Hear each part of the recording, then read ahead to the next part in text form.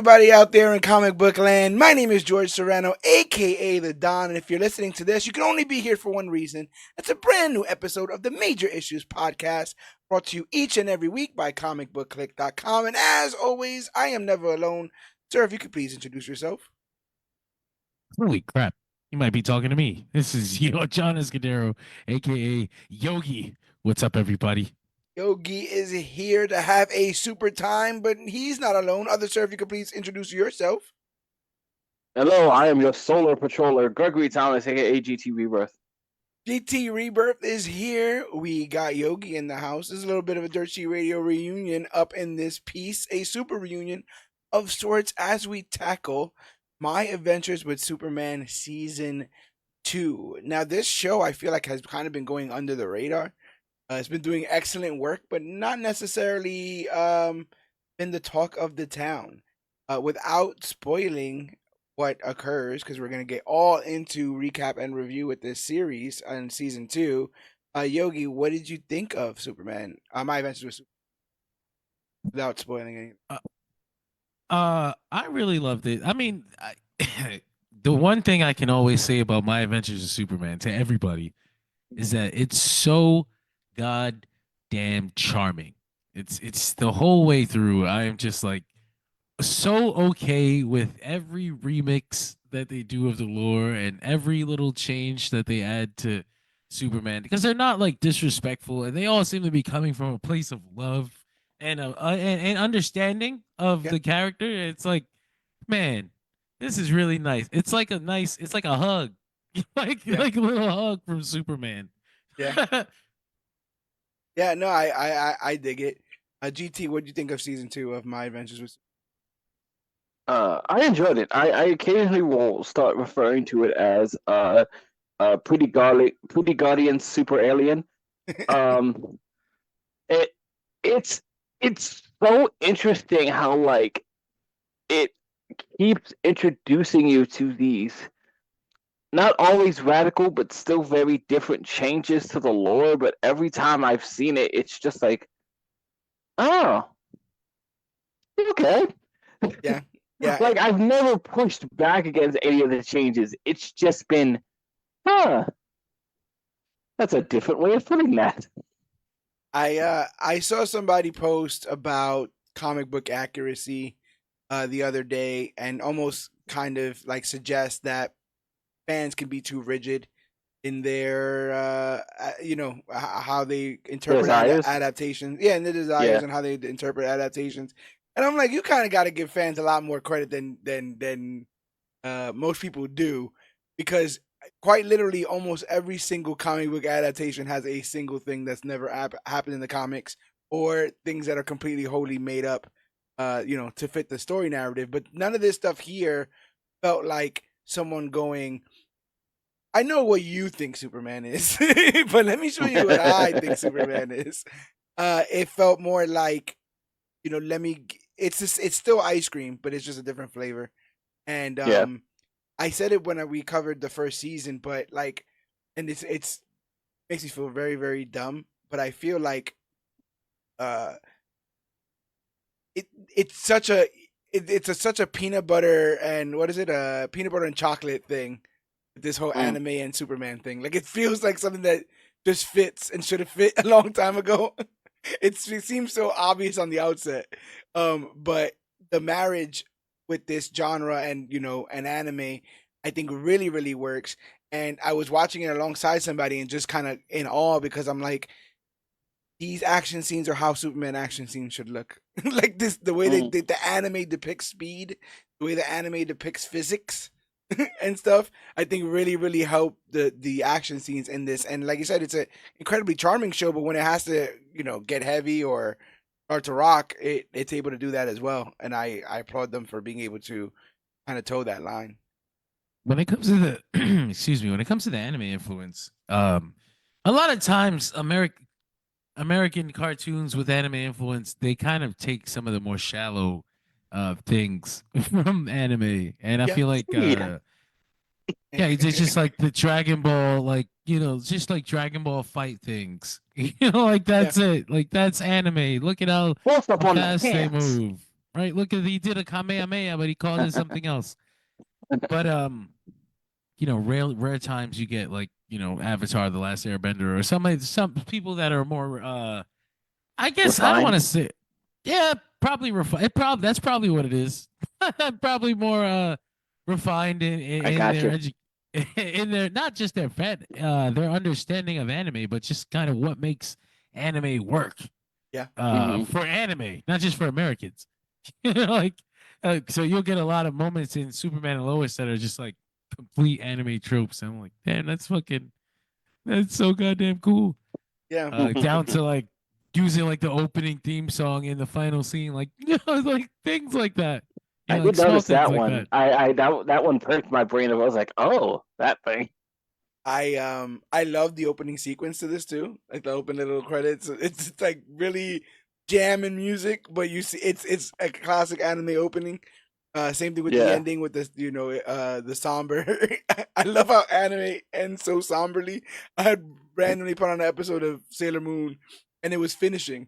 And it's just like her looking at like her silhouette and the reflection of the river and stars and credits. So it's like all these existential end credits for anime. Like they Meanwhile, really a few know. seconds ago, she was staring down Queen Beryl menacingly.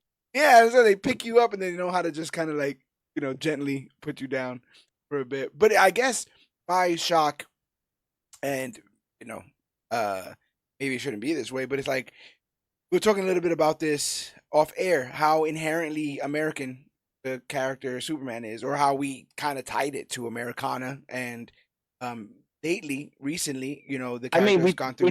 they took out the American way, and people lost their minds. Yes, yeah. Like I said, recently he's become more of a we've acknowledged his global impact and how much of a global phenomenon he is, but allowing different cultures, a source of their artwork in terms of this anime, their Mm. take on Superman. I think that's so fascinating that something that could be so inherently from somewhere else could be adapted. Like how much we love Dragon Ball Z kind of stuff. Like it's so interesting how universal I guess this stuff is, and how I guess how stubborn we were to not give the gift of Superman across the board to see how other people interpret it. I feel like we might have to pull back a little bit on that because I think these are Americans that just are using some influence from Japan Yeah, more than like I Japanese think the people studio, making Superman anime. Or right, like right. the animators are always gonna be like Koreans or like I feel. Do we have any American like real animation studios? Like we're sending it to Florida. Why do we always send it over to Korea? Don't we not have? And I'm not. And I don't mean that in like a I mean, there's an answer I can buy give you for American that, but way. you won't like it. But oh yeah, because we suck. That's okay. Yeah, That's I this is not what understand. I meant, but sure. yeah, this is the I same understand. studio that did X-Men 97. Damn, they really killing it. Yeah. They're fucking Nice. killing it. What the fuck? That's awesome.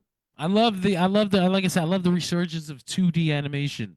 Even though X-Men 97 kind of cheated, but you made it work. Listen, I appreciate the effort. John Yeah. says that a lot. I was also on the fence, but I think Jack Quaid does a good Superman. Yes. He's adds to the charm of the show. He's the perfect tone setter for this kind of story that they tell. Yeah. It- Yeah. Yeah, I think in a lot of cases where people wouldn't agree with the Jack Wade casting, it's like, no, you don't understand. It makes sense here. Yeah. yep, yep. There It's was perfect. there was I one of the things I like about this is how quickly they've kind of already like we've already gone past the whole Superman, Clark, Lois thing, like Lois and Clark R thing, and you put them together, and she is quite literally on screen, you know, 3 foot two and 50 pounds soaking wet, and he's this huge hulking tyrant that is bent over. Like, do you need anything? Do you need? And I just like that visual of how they put that. Like, she's a Spitfire, Yeah. but she's made to be seen like this big in comparison to him, and he's this big lovable teddy bear. Whatever you Mhm. say, like you need coffee, you need what do you need? And I I like that really do. doting sort of relationship they got there. To That's piggyback off that description, I like that there are a lot of these sort of moments where even with that difference and like her sort of diminutive size next to him, he sometimes often seems like sort of really weird and slouchy and more scared of her than she is of him. 100%. I really love this Lois. I don't know that they changed many things about her. It just kind of they just kind of turned up her energy levels a little bit. She's just kind of a bit more quasi-Asian. Oh, no, she's definitely Asian. They in the first season it was like maybe, and then in the second season they were like, and this is your Korean name. It's like okay, okay. I might not have remembered that. That's great.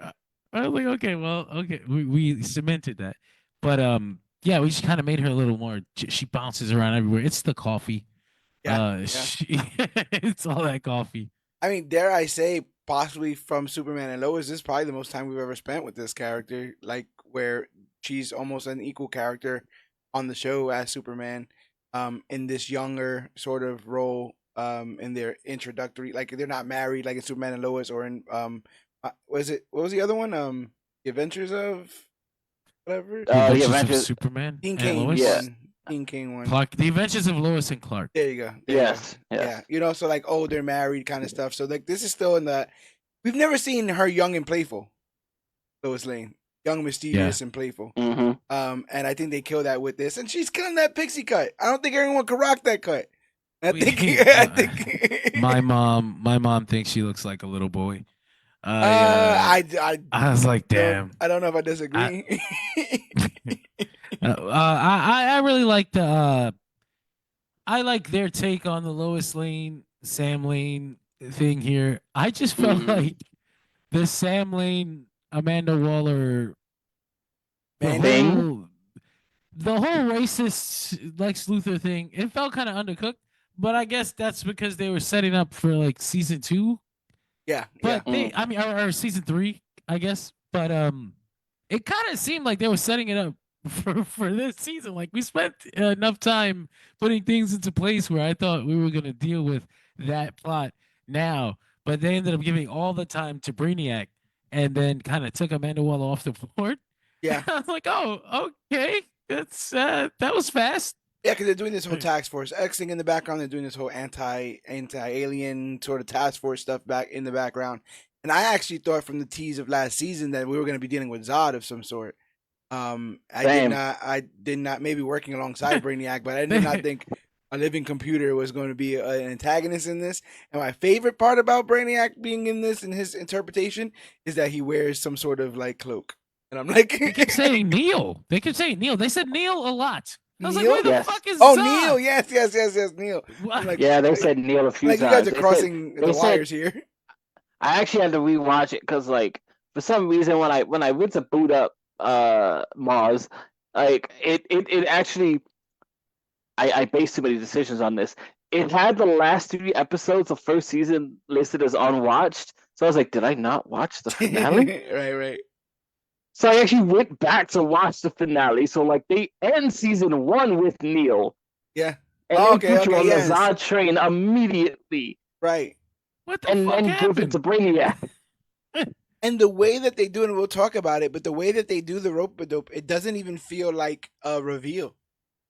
It feels like this is just what it is. What did you think it was?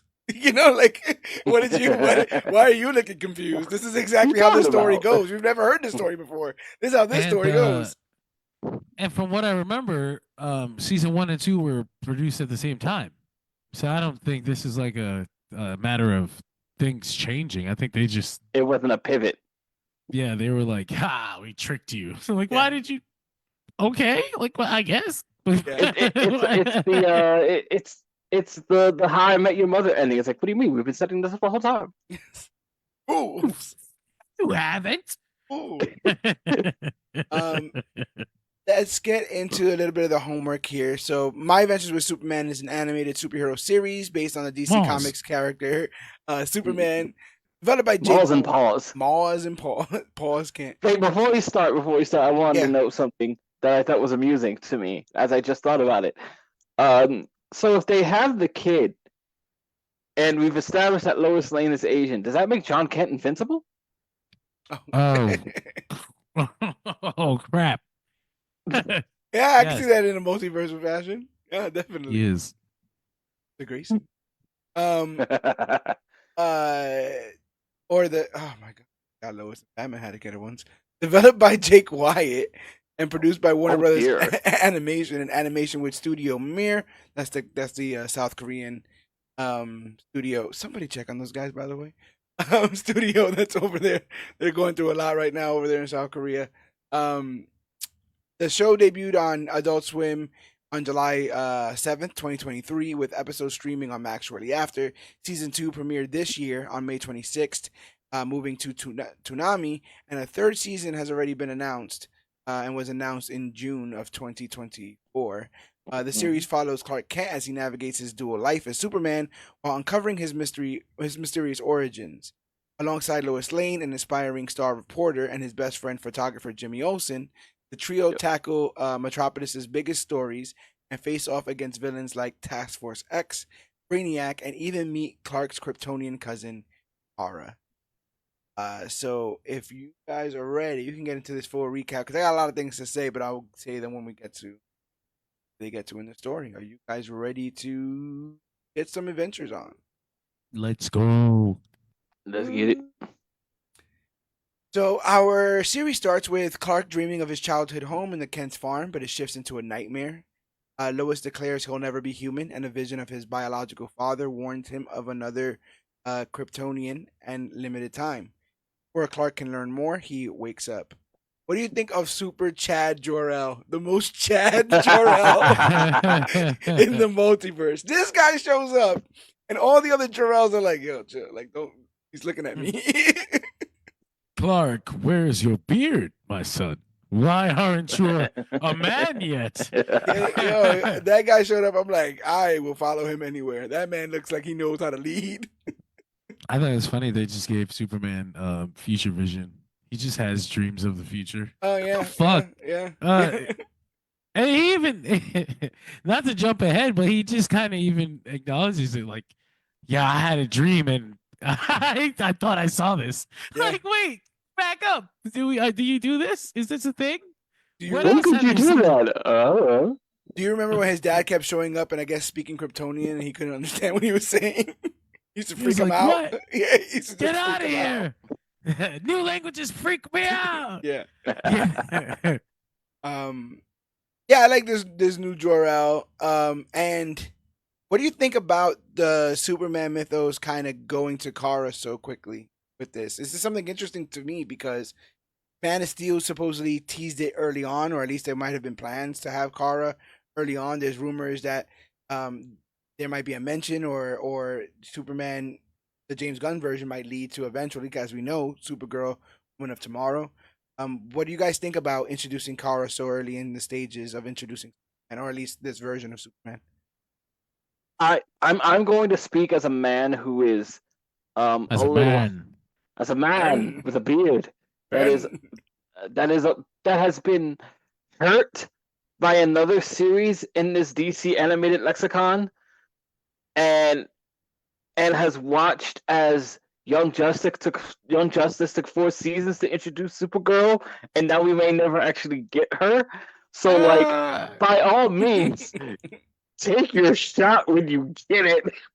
Fair. I like we talked about this with other things, but I like sometimes, you know, when you're writing a series and you don't know that you're going to get a season 2 or a 3 or a 5, maybe take your shots. Yeah. Don, what do you think about that? Because I even think about now, like the Supergirl movie came out shortly after the Superman movie. It wasn't that far in between. We don't talk about that. But I'm saying, like, this seems to be a thing. Like, it seems to be almost an effort. Well, there was an effort before even James Gunn came to push Supergirl as like the one, as like the super person, and then he came and it's like they didn't drop the effort for Supergirl because we're actually still making a Supergirl movie, but she's going to be who she's supposed to be. I'm not sure why y'all are freaking out. So I mean, in that way of looking at it, it's not surprising. But when I saw, I think how did we find out? There was like a poster, and it was like They said some tagline about him not being alone or some shit like that, and I Yeah. was like, "Oh shit, Kara's here already." Mm. Like I said, it is season 2. Mhm. It's not like she showed up, but you're right as the initial cast of characters. I guess they Yeah. held off. They held off that long. I don't really have a problem with it though. I this is one of those remixes that I didn't have an issue with. The Kara origin, instead of being born as a teenager and being born as a teenager, instead of fucking That's some shit. living We Krypton. pushed her right out the age as a 16-year-old. Yeah, go get a job. Instead of fucking seeing Krypton die and being raised and losing that, she was a baby too, like Clark, which Yeah. could suck. I Like Yeah. could have sucked. That could suck. That could have sucked. One of Kara's I was best worried things. about that one. Yeah, because that is the biggest like, how do you say, differentiating point about like Kara's character. Like she felt the tragedy. Clark read about it in the history book. Yeah. I actually just randomly because I'm sorry, I was go gonna say it's me and John's experience at ECW. It's like you read about it in a movie. You read about it in a documentary. I watched it, you son of a I was bitch. there when it was written. Yeah.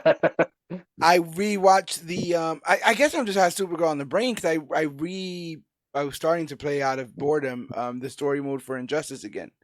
And that starts with Brainiac.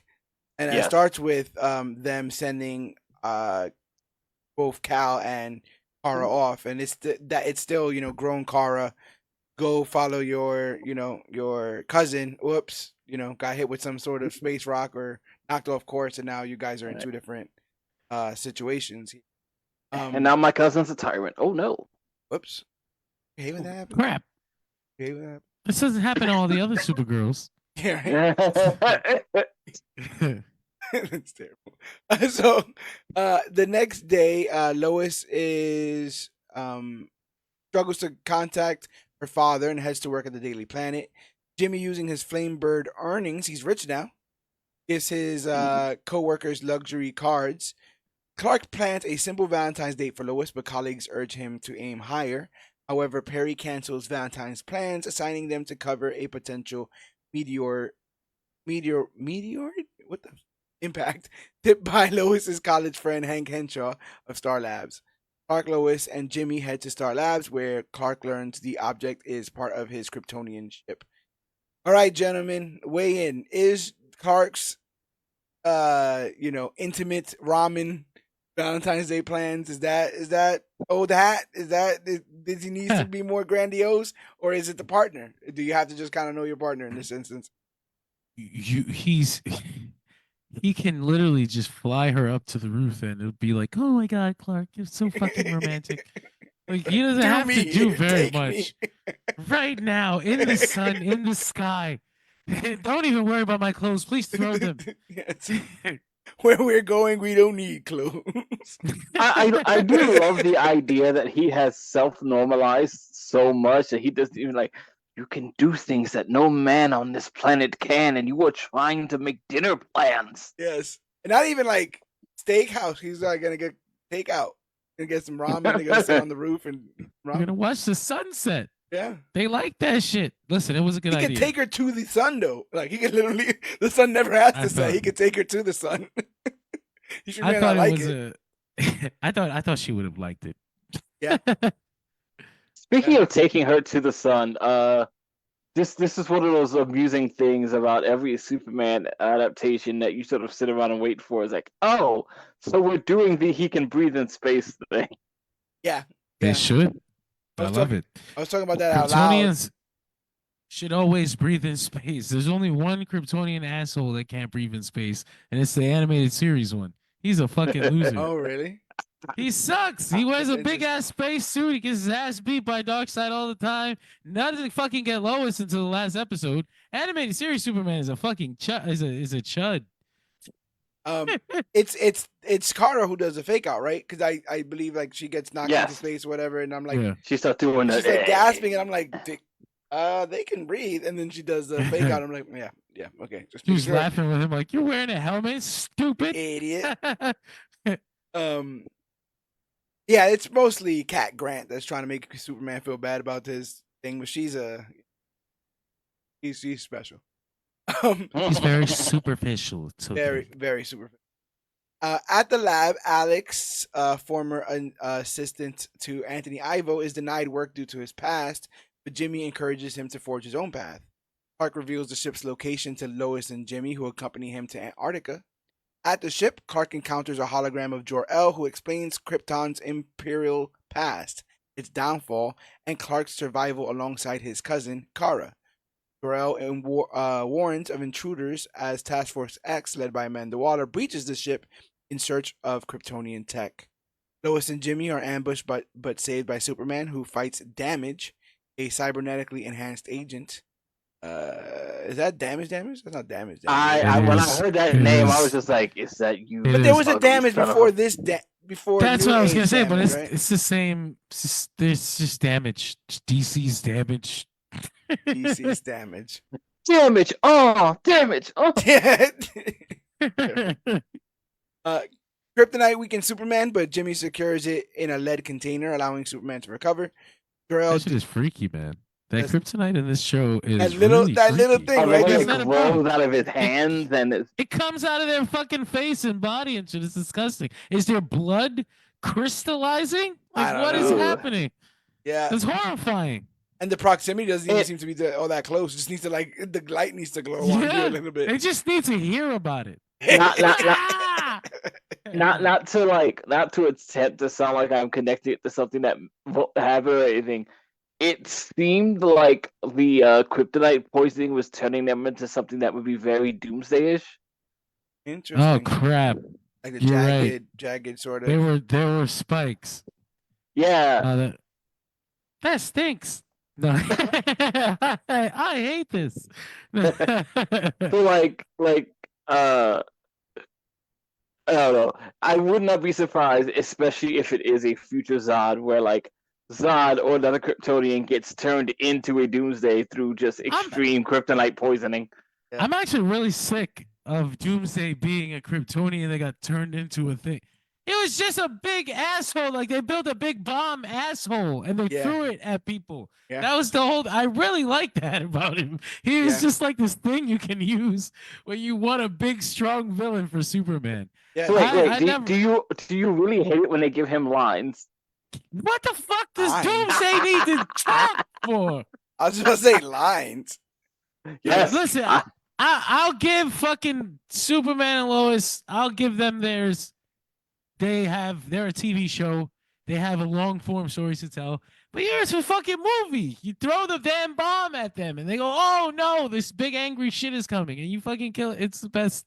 It's so easy to use. Everybody makes it so complicated. I almost feel like the regular story is simpler.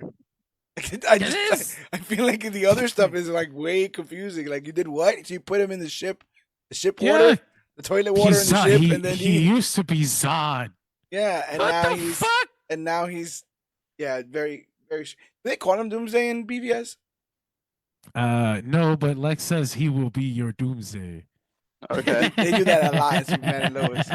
Yes, they do. Way too much. I like to believe that Doomsday just hates Superman because Superman cried really loud and it annoyed him. When he says he'll be your Doomsday, I imagine it like, a comic. He says he'll be your Doomsday logo font, trademark, copyright 2023. I had someone who was watching alongside me ask me who Jimmy Olsen was, and I was like, ouch. I was like, well, he's like Superman's pal. He's like his best buddy, and they were like, well, why haven't I seen them before? And I'm like, well, this person had admittedly seen BVS. I was like, well, you remember BVS? He was shot in the face. Did. He got shot in the face here, but this continues. Black Jimmy Olsen. Got James Olsen, Supergirl. We got this Jimmy Olsen, influencer, the Kai Cenat of My Adventures with Superman. Apparently, got his flame birds going on. I dig him in this. I really like Jimmy Olsen. He is the perfect optimistic.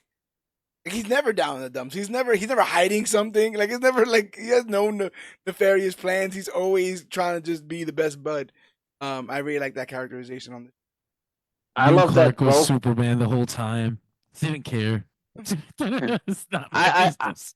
I love that both Black Jimmy Olsens I've seen are in no way just like hapless losers. In fact, they both end better than they started. Yes. Both of them immediately go for Kara too. They I got was their just taste. about to Yes. say. I was just about to say. Wait a minute. Hey girl, how you doing? My name is Jimmy Olsen. I'm rich. Yes. Yes. I know you've had all the flavors in the galaxy, but They you ever had gave chocolate? they Let me gave introduce this you to some Jimmy. ice cream. World. They gave this Jimmy that fucking countdown or the money meter money thing on thing. top. Yes. Yeah. And I knew as soon as I saw it, I was like, that thing's gonna be a fucking He's zero going before broke. this. He's going broke. This is over. That's what Like- it is. Why you I want to see a called it black just man like you when I fall? saw it. Oh, no. Why they want to make a black gotta- man? You know he was gonna buy the Daily Bugle, right? That's why. That's what happened. It's scandal, bro. No. It's scandal after scandal. So before fading, Jor-El urges Superman to find Kara using a lost beacon. Heartbroken but determined, Superman confronts Lois, who asks for his help in rescuing her father. Meanwhile, Waller's team salvages Kryptonite, and a mysterious Kryptonian warrior destroys another planet. Why? I forget. Why the hell was Jor-El being deleted again? Did they delete him like in Man of Steel, or Did he not come back? I don't know. was Can't he was exactly fading remember. away? Like his Yeah, battery yeah. was dying, and I can't remember why he was fucking Clark. It wasn't like he'll never see him again, right? It didn't seem. Oh yes, it was. He had to hug him goodbye and everything. And I just love the recurring theme of like, your mother wasn't around when we recorded this. You know, like hey Jor, what are you doing in there? Nothing. Don't worry. It's like Clark. The Don't worry human about consciousness takes a lot of terabytes, and There's only your so mo- the USB cards only come with so much. I had to download so much Smallville. It's ridiculous. Do you know how much space it takes for me to form full sentences? Yeah, and be able to answer every question in the database. That's a lot of shit, right? Out of control. What do you guys think about like the more alien tech and designs here? Designs of ships and stuff. It feels more mecha than, I guess it makes more sense for Brainiac of it all. But what do you guys think of the designs here? I liked it a lot. I'm super into that sort of science fiction-y stuff anyway, but I was a big fan of the idea that all of it was you know, as foreign as it could be to human eyes. Yeah. Alien. It's obviously so much easier to do in animation because it all costs the same, but I'd like to believe that we've sort of almost moved beyond the UFO of it all. Like it's just a disc. Yeah, I can agree with Greg. I mean, that's a lot of it is like weird, it's floaty, triangle shaped. It doesn't like fit together like puzzle pieces. Doesn't have like piping or wires or stuff like that. It's very futuristic, very techy. Yeah. I'm good with it. I like you said, it's very mechy, but they didn't go full mecha. I was like, damn, I thought we were gonna get a giant mecha robot. Right. This fucking close. But we got a kaiju last season, so Yes, we did. good. I don't hate it. So episode He pretty much came back, didn't he? they did he had like a danger room moment. They were doing some stuff in there. So episode 2 begins with Amanda Waller, and she begins her day by delivering breakfast to Sam Lane at Task Force X secret base under Stryker's Island. What's more important is she begins her day with a bunch of affirmations. She's like, "I'm the best. I'm going to do what I gotta do." I was like, "Damn, get it, Amanda Waller. I'm down with this." The universe will give it to you. Yes. Obviously, I don't always trust anyone that just like sleeps flat back. and wakes up the same way in the same position they fall back sleeping.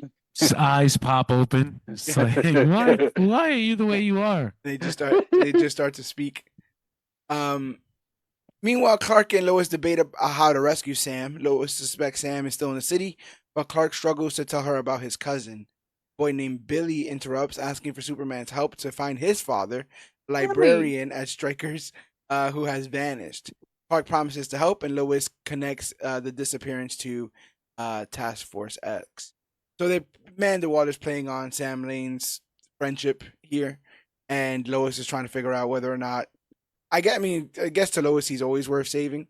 But he's still a bit anti-Superman, as we'll find out later on. Like all his pep talks. I want to say like, that I'm amused by like how General Lane just has Sam Lane has the most just the soldieriest soldier voice that you could ever possibly gruff manly. Yes, He's a generic soldier man. it's very It's the way wide. he likes to live. He's so stiff that his response to why he won't clean up his mess is, "I don't turn my back to the exits." Right. It's like, come on, man. You gotta respect the man who's still living after calling Amanda Waller Mandy, though. That's gotta Mandy. Mandy. I'm like, it just He knew gives her me since she wore a chills. ponytail. Yeah, it's been a while. It's been a minute. You just like when I see that flashback, I just think to myself like, there was nothing there, but I know Amanda Waller has used that man for stress relief once or twice. Yeah. Oh my god. Yeah. Sometimes you gotta stay I in your guess lane. they do have that kind of Repertoire? yeah, it does seem like Rapport? you guys know each Familiarity. other quite well. Yeah. Quite well. Inside and Yeah. out. How about that swirl? But He's like, understand, there's no feelings in this, but I'm down for this if you are. And he's just like, yeah, she goes, He's like, remember, no "What?" eye contact. Nobody else was offering, Look so at the sure. wall. Not this wall, that wall. At the Daily Planet, Jimmy wants to join Clark and Lois, but is delayed by Perry, who assigns him a new chaotic video team to improve Flamebird content. As always, the corporate capitalist system chokes out the little man, forces him, puts him on a conveyor belt, and forces him to make more content for more money. This guy was chilling, made his bones, and now he has an entire team. He's Mr. Beast now in the Oh my god. in the My Adventure with Superman Hey, universe. watch that flip in those chat rooms. Yes, right. Way less dangerous though. I mean, yeah, I didn't even think about that, but it's so right. It's like you were making this for yourself, and then you sold it, and you were just like, I'm rich. Machine needs tuning, buddy. Yes. Now you got Steve Lombard on it, and whenever he's in charge of anything, nothing's gonna go right. I don't trust that at all. This is I do love that whenever Steve Lombard comes up, I'm reminded how about the Man of Steel version that looks nothing like him. It's just some bald white man. Who's playing him in Guns thing? See? He looks so little like Steve Lombard that George does not even know he was in the movie. I did not know he was in the movie. You know exactly who the actor is because you've seen him in a bunch of other He's stuff. talking the Man of Steel. But in James Gunn, it's the dude from Saturday Night Live, right? I forgot. Oh, I forgot that they cast someone for Steve Lombard. Yeah, I forgot too, honestly. It's that guy. Gosh, it's he has like one of those really weird, not weird. Very strange last names. Let me see, or like George, I'm sending it to you right now. So now we're gonna have 2 Superman movies, just Superman movies. I don't think That's so. I the- don't think that's there's the any guy- other like- Superman. Oh, the first one is Superman the movie, huh? Yes. Yep. Technically, yes. Beck Bennett.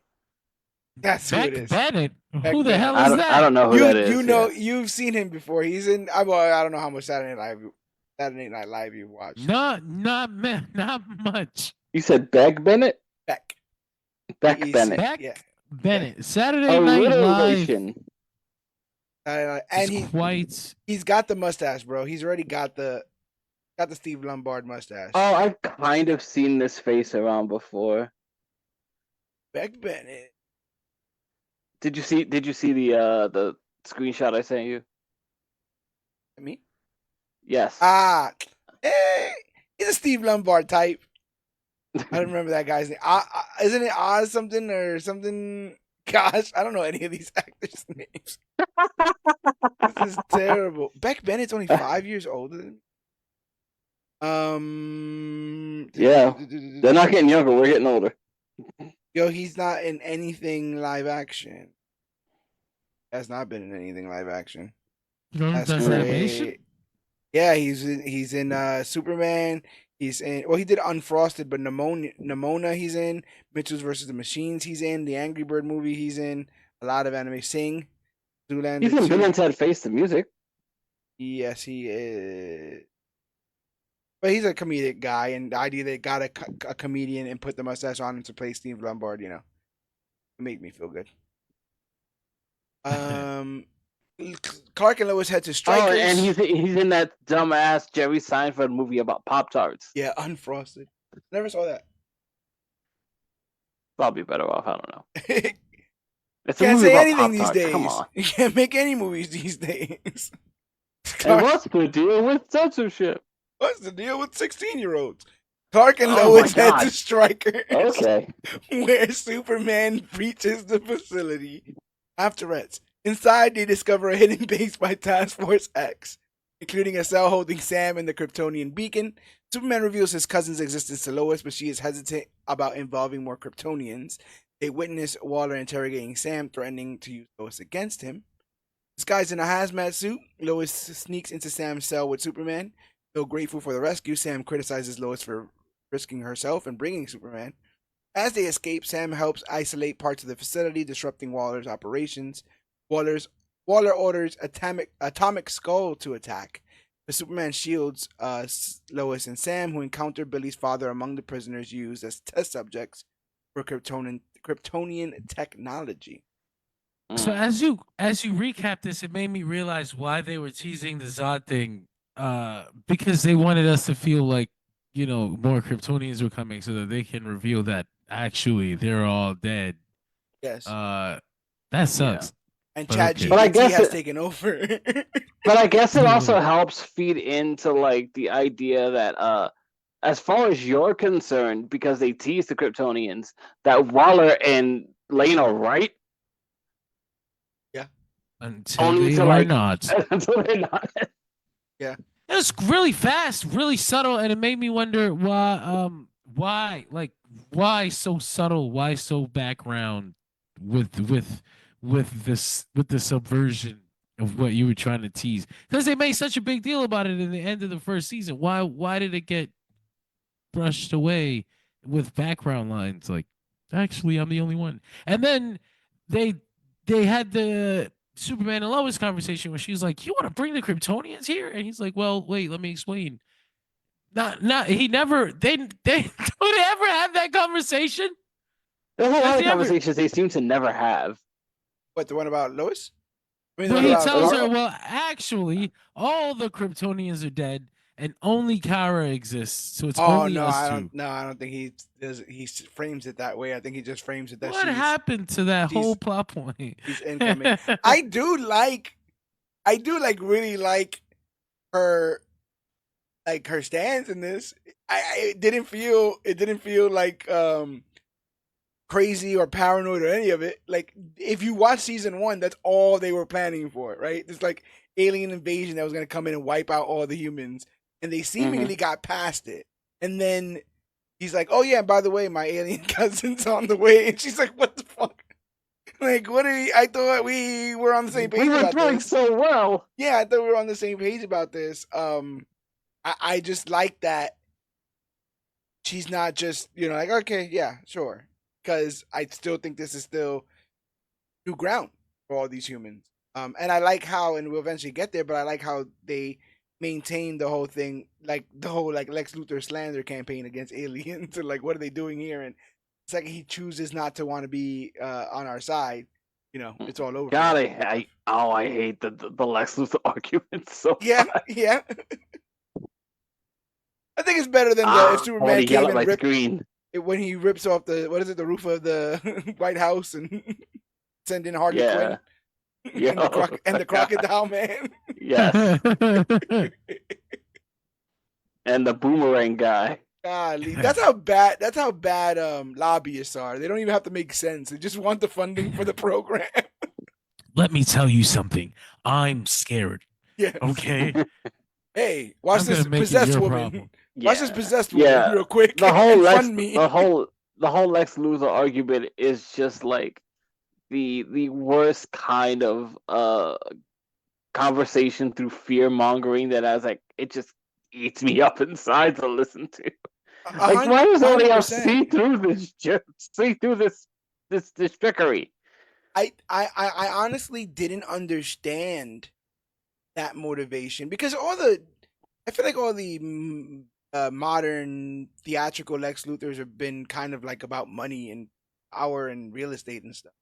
So honestly, I didn't get, yeah, and then I wasn't really reading Superman comics at the time to get like a real kind of basis for him because I had kind of written him off as a character. It wasn't until, ironically, the depiction of Maxwell Lord in Supergirl, when he laid it out of like, we'll be useless if we keep leaning on this guy to do everything. And then when he decides that it's all up, then what? And what do we do? Like that fear mongering, I was like, oh, that all kind of makes sense. And then I'm like, oh, he got that. All that characterization is from Lex Luthor. That entire idea of like humans are the master race, and we are meant to evolve and at our own speed. And now we have this outsider here who seemingly is stunting us because none of us have to evolve, be better, be stronger. The peak human is dust to the common Kryptonian. So why even try kind of stuff? And he's like, I don't want to be around when he decides that he doesn't want to be part of this. Like our whole existence it's very xenophobic, right? It's like our whole existence is fine without him. And him coming in here kind of messes up the system. There's an evolutionary argument that if Superman comes in and just helps people and nobody has to evolve to figure out their problems, that we get stuck as a species. That would actually be a really big issue. It depends on how long. It depends on how long he lives, though.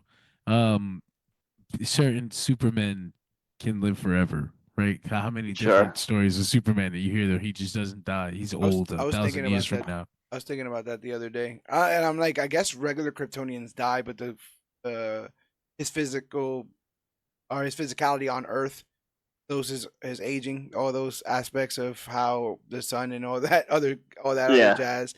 But I assume Kryptonians die eventually. It would be funny as fuck if like on the regular planet of Krypton, like you reach 40 and that's it, and it's done. But you go to Earth and you're lived to 400. That'd be pretty. That'd be a pretty. There's probably an argument that like whatever mechanism in his body that regenerates cells through that sunlight probably slows down eventually. I think it's an Old Man Logan kind of effect. I think he does age, but it just very, very, very, very slow. Yeah, he's doing like some sort of photosynthesis thing.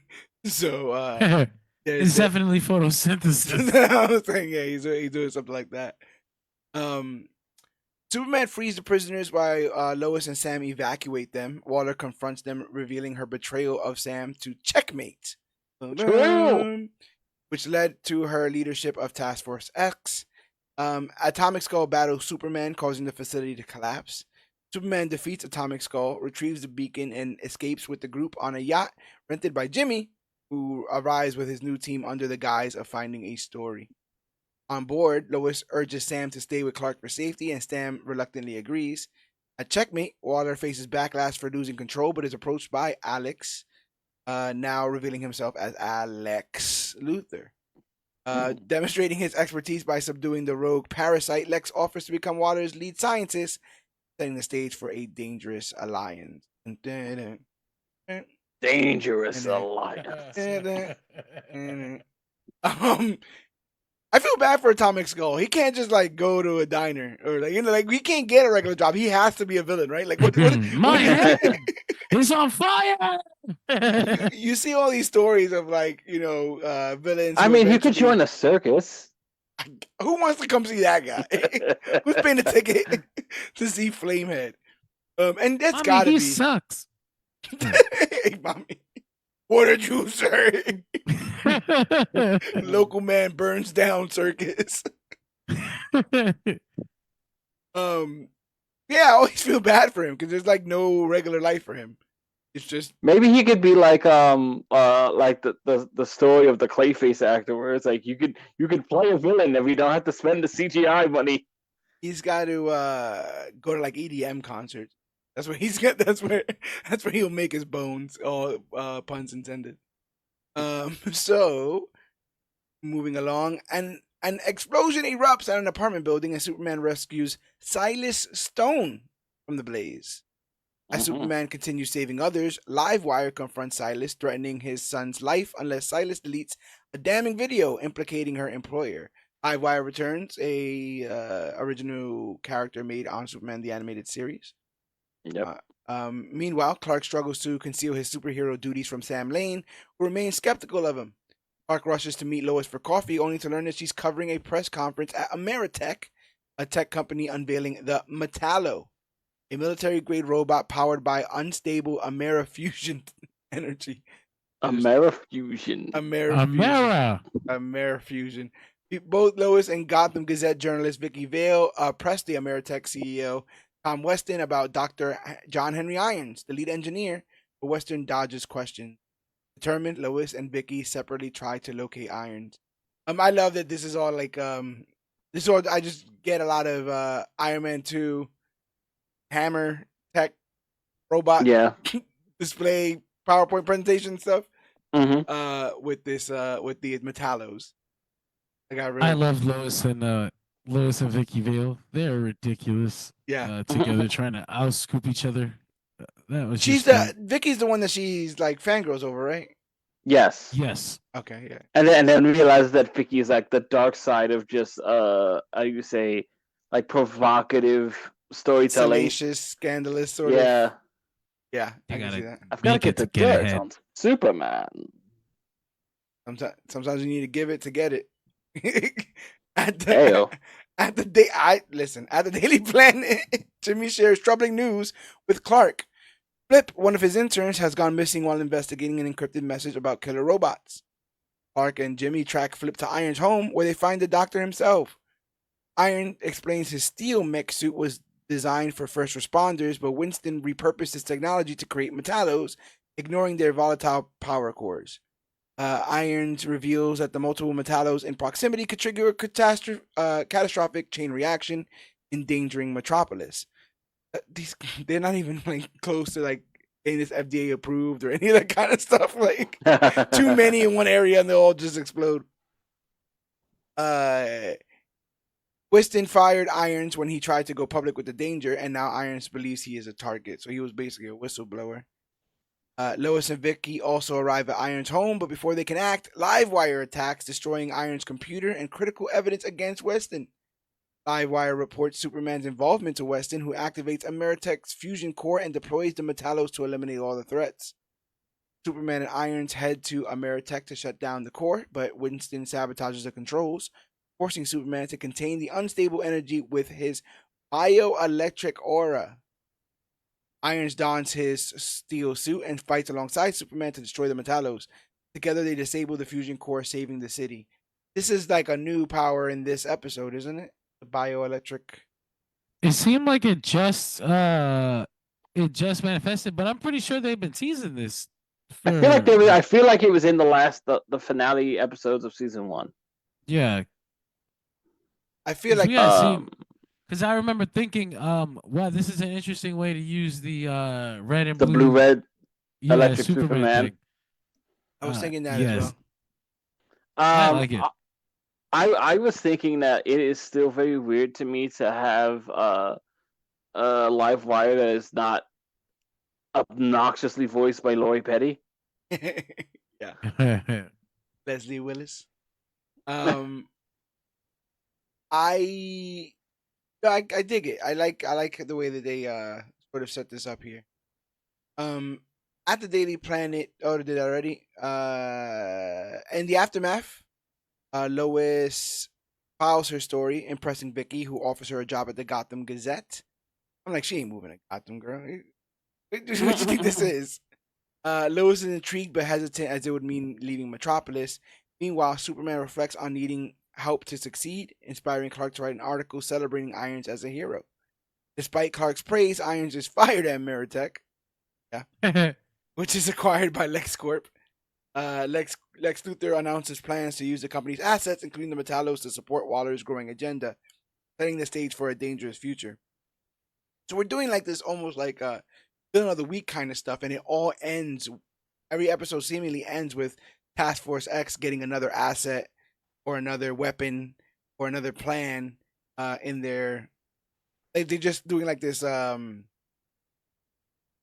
armament, like they're just gathering arms for this I guess war or for defense or which I think is interesting. Is like you were saying, Yogi, that this is all kind of happening in the background. Like obviously this front stuff is the Metallo stuff, but then that will be roped in eventually at the end when all this ends up coming together. So they end up having mini arcs and then this overarching arc. I spent so much. Under I don't know. I spent so much of this show. Y'all won't understand what I mean. I spent so much of this show just like sitting back, just going like, if these motherfuckers say the word Cadmus one time, I will lose my goddamn. I'm not doing this again. Oh man, I got bad Cadmus PTSD from Supergirl. I was like, what is going on? That Hank Henshaw stuff with Martian Manhunter was just rope-a-dope, so they didn't have to do like weird sort of like you thought it was this, but it's actually this. What? Why? So Hank Henshaw's in this. So died years ago. Oh, it turns out we found him. Is Hank Henshaw being presented in this like someone going, "Oh, I can't wait for my trip on the Titanic in a week"? Is that one of those sort of situations? Is Hank only in here to serve his eventual purpose as Cyborg Superman, or is it just like a fun cameo? Like John thinks so. Character. I think he's here for that. I think he's here to be Cyborg Superman eventually. He's a little asshole. He had an issue with Superman already. Hey, he's such a dick. He's very upset. I really liked episode 4. Episode 4 is the Lois and Sam Lane episode. Lois Lane's strained relationship with her father, Sam, takes center stage as flashbacks reveal how his military-style parenting pushed her away. After her mom's death, Sam treated Lois less like a daughter and more like a soldier, culminating in a camping trip where she finally decided to live life on her own terms. I thought this was very well done because this is the one that ends with like a montage of her growing up, like running through the forest by herself, growing up, and it just seemed very affecting. It all seemed very real that he would respond to the death that way, that she would appease him up to a point and then realize that this is not the way love and family is supposed to be. All of that felt very real in a world that also has you kind of roped into the fantastical, the alien, and all that stuff. This felt like one of the first real conflicts, human conflicts, in this. What do you guys think about this portrayal of Sam and Lois here? I enjoyed it. I always understood that like that was always sort of the Sam Lane Lois Lane relationship. I liked it even more in Supergirl when it was like when they introduced the sister, just like, hey, your sister's in the military. Why can't you be more like her? You jerk. right. But goddamn favorite child. But you know, it is always interesting to me to see like what kind of person identifies so much with that lifestyle that there is no off switch. Yeah. It's so weird. I can only speak from my personal experience. Of course. It's one of those things where the story of purpose in that regard is stronger than almost any other reason to exist. If you're not religious, right? Like if you're religious, you have a reason, you know what the end of the story is. You're kind of, this is all just a trial for you to live forever, ethereally, Golden City. Yeah. 100%.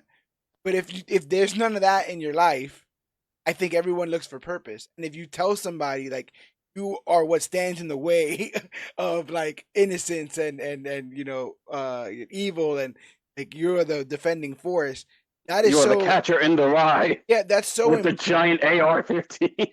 That's so empowering that when you lose that mission, everything seems lesser. You're not saving the world anymore. You are saving 50 cents on my couch. on chips at the grocery store, kind of stuff. And another thing is there's no heroes welcome there. Soldiers are very high regarded in almost everywhere they go. If you are a soldier, if that's your life, then there's a camaraderie there. There's a respect, in between the ranks and also from the outsiders looking in. Once you're a regular person, you don't really get that stuff. So like I totally get the addiction. I was talking to a friend the other day even about like WWE. I was showing somebody some of the most grandiose entrances, and I'm like, imagine that, right?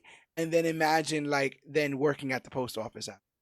Like it can't be easy to downscale from that life where you normalize that and then downscale. Sam has normalized doing whatever it takes to protect this country. That's his goal. And so when you've done that and rationalized that and have made up your mind about that for so many years, this just seems like another means to an end. But ultimately, it's all just fear, right? It's all, like you just said, fear-based. He's scared he just lost somebody that was close to him, and he doesn't want to lose them again. But in trying to have this death grip on his daughter, he eventually ends up losing her. No matter what, no matter how hard he tries to hold. As you do. 100%. And he doesn't even see anything wrong with what he's doing. I think that's kind of always been a Sam Lane characterization. I don't know much about Sam Lane, Yogi. Are you digging how they kind of laid him out here?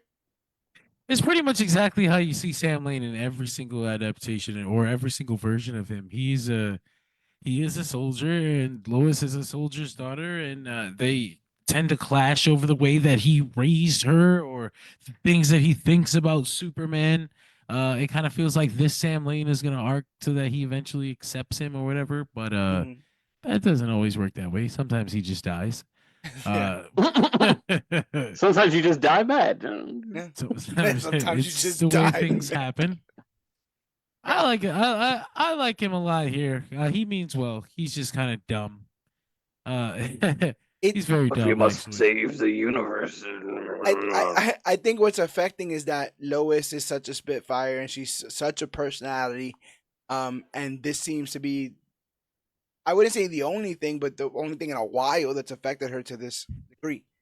Nothing seems to bothers shake her. Clark. I really like that. She asks him to get over it, and he's like, I just don't like the way he makes you feel. Yeah. He's just like, damn. Damn, Like, Clark, that's good. I'm gonna put that one in my pocket. Take me here now. Let's get some ramen. Let's get up there. In the present, Sam is paranoid and hiding at Clark and Jimmy's place, convincing he's being tracked.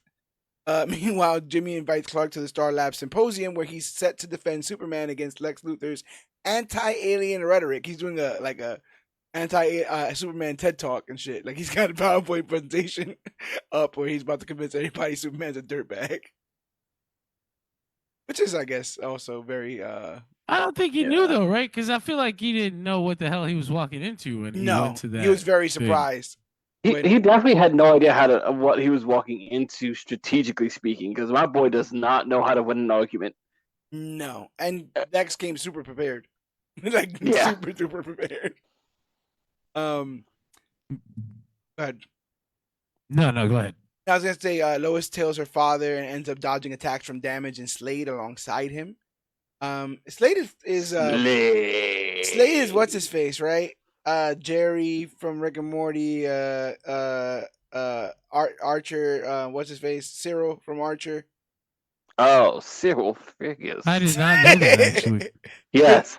I forgot about it, but I do remember this conversation. Chris Parnell. Yeah.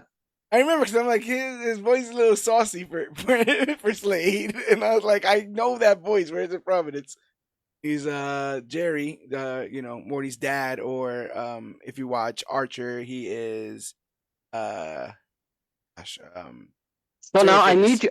need you. I need you, John, to imagine Cyril Figgis in that voice and just say the words "Mommy Waller."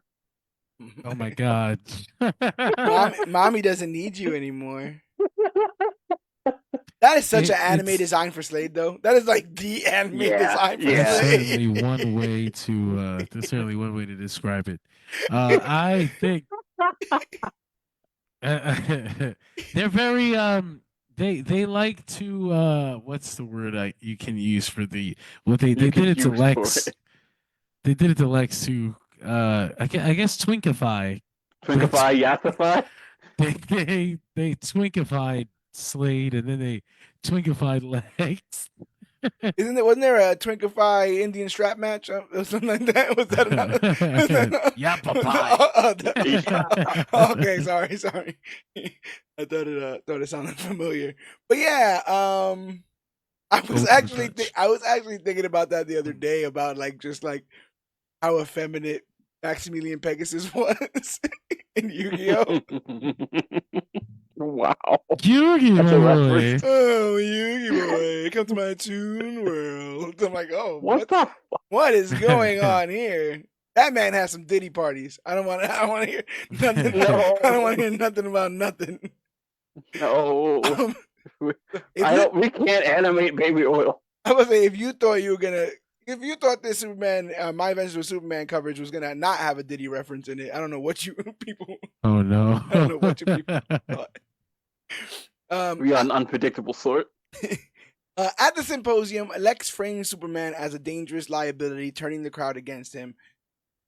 Again, I feel like this is something that should happen with Superman. I don't think that the immediate, and maybe again, it might be the more realistic take, but I don't think that the immediate reaction to Superman should just outright be fear. I think someone should drum that up. I think someone should stoke those fires and be forced to put these anti-Superman ideas to people's heads. And I like that it happens like this here. We are following him the whole time. He is a great superhero. He's helping his friends. He's helping his family. And then you have this jerk that we barely know do a PowerPoint presentation about how he's a jerk. And it instantly, like it takes all the fun out of this. The idea that now a society might be turning on Superman. They're not spray painting his monument yet. Just because some jerk face stood on a stage and said, "But what if?" Yeah. Said, yeah. What poison? He kept calling it the choice, right? That's the problem. Yeah. It's the choice. He's choosing to help us. What happens the day that he chooses not to? Well, you can say that about anybody. You can say it about literally anyone. Like, what happens to the day that the military just chooses to take over? What are you gonna do? Your parents. Shoot them with your guns? Yeah, what happens the day your parents decided they're done with all this? You know what I'm saying? Like they just choose to leave you. Yeah. Or what's the point of even having them? They have the choice. And I guess that's what's the point of keeping the adults around at all? Oh no. I can see even though it was given to a hero at the time, I could totally see Lex having the whole 1% mentality. Oh yeah. BVS, Oh no. Why take that chance? Why take that chance? Don't take John back. No, I was like, like him being so super smart, like why take that chance? Why would we have to take that chance? The only reason we would have to take that chance is if we relinquish power to this stranger. And maybe we should. Lois and Sam lure Task Force X to the event, and with Superman stepping in to save the day. Unfortunately, the chaos leaves the symposium in ruins, and Lex twists the disaster to further tarnish Superman's image. A disheartened Jimmy storms out, and Superman feels the weight of public doubt. That night, Lois takes Sam to her apartment, only for him to vanish once again. Meanwhile, Clark, feeling isolated, activates a Kryptonian beacon to contact his cousin Kara, hoping for a sense of belonging. Elsewhere, Lex and Waller join forces with powerful allies to prepare for the day Superman might become their enemy as a mysterious Kryptonian heads for Earth. Is this when he overhears this conversation with Lois Sam about like, I don't like that dude. Yeah, he says Sam is like he's weird, and then Lois is like he is, but I love him. But then Superman didn't hear the love him part. But I'm like he should have. He's Superman. But I guess he That's wasn't one of those focused. things. I was one of those things I knew was gonna come up, but it's just like, it's such a writing convenience to be like, he can hear everything, but sometimes he's just not paying attention. Yeah, yeah. I did think it was cool. They did the kind of fake out Sam, like not like Breaking Bad vacuum cleaner order. Yeah, He's yeah, yeah, like, yeah, yeah, yeah. I gotta buy a Disappearer. passport and disappear. It's Yeah. like, oh no. And then he kind of tricks Lois into thinking that he's going back home, but then he disappears anyway. So we gotta get Lois getting abandoned by her father one more time. And how Uh, triggering that is for her. And then to yeah. have him come back and then you get him back, but the backlash, he doesn't want you to be with who you want to be with. It's like, Yeah. can't win either way. Nope. So Clark shows up at work, still reeling from the events of the previous night. He tries to talk to Lois, but Perry interrupts because he's assigning them to cover Metropolis's most eligible Bachelor and Bachelorette contest. Lois is sure Superman will make an appearance since it's for a children's hospital fundraiser. Kat insists on tagging along, claiming she knows Superman's secret, which makes Lois uneasy. Elsewhere, Jimmy avoids Clark after unintentionally inspiring Lex's anti-alien stance at the symposium. While sulking, he saves a girl, Kara, from being hit by a truck. Kara introduces herself and, misinterpreting Jimmy's joke about being the leader of the planet, believes he's Earth's leader. Jimmy offers to help her find someone she's looking for, but avoids Clark when he spots him nearby. I love the whole zoom in vision rejected phone call situation. Did they show that originally? I missed it when they when Jimmy hung. I saw Jimmy hang up on Clark, but I missed that Clark saw it. I didn't see that Clark saw it until much later. I when feel they like I replayed did. the I did. memory. I feel like they did in the initial thing because I thought it was funny. I just think it's funny. Like in most cases, you're like, oh, they're busy, but then you literally are watching them from with your supervision. He's just like, pissed off. We gotta talk about it. Supergirl looks like a certain android in this. What do you think? They left her with the design too. What do you think of the homage? Yeah. There's a lot of homages in the show, and this was like just another one. But it's a new Supergirl, or it's a new Kara, so I don't mind the slight change in her design, especially since it's a Dragon Ball reference. It's Android 18. And it's not like they took any of 18's characters, just the design. No harm done. What's interesting is that from 18 that she is not human. Like like that's very much part of her character is that she wasn't born, she was made, and I think you're invoking that a little bit with the image that this is not a human. Yeah. This is a different person, and it was probably like she has some of the fish out of water stuff that Android 18 ends up having, when she goes through it with Jimmy. But GT, what do you think about you are a Supergirl connoisseur of sorts, taken in many versions of the character. What do you think about this design here? I enjoyed it. I just like had fun with the whole Android 18 look. And even I guess some of the weird like quasi Android 18, but also just alien-esque haircut thing they were doing. Yeah. I was amused at how much of a like kind of a, I guess, charming little goofball they made her out to be. Yeah. Because she kind of leapfrogs between that and like killer soldier mercenary kind of. Yeah, she does. Because like all the stuff with her and Jimmy were really cute. Although just like Jesus Christ, you met that man for like an hour. Yes. Slow down. Bro. The all-powerful swirl.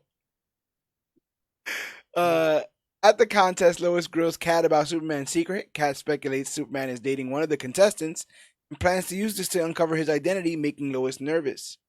Meanwhile, Jimmy takes Kara on a tour of Metropolis, showing her the best spots and learning that she's looking for her cousin. Inspired by her bravery, Jimmy decides it's time to face Clark and brings Kara along. Contest kicks off with a mix of charity pitches and awkward banter. Superman shows up, fielding questions about what he looks for in a partner, and subtly describes Lois. Like, bro, smart, smart move there. And then he's like, "Oh no, I mean it could be anybody." Contestant Hank Henshaw lashes out, blaming Superman for Metropolis's problems, echoing Lex's rhetoric.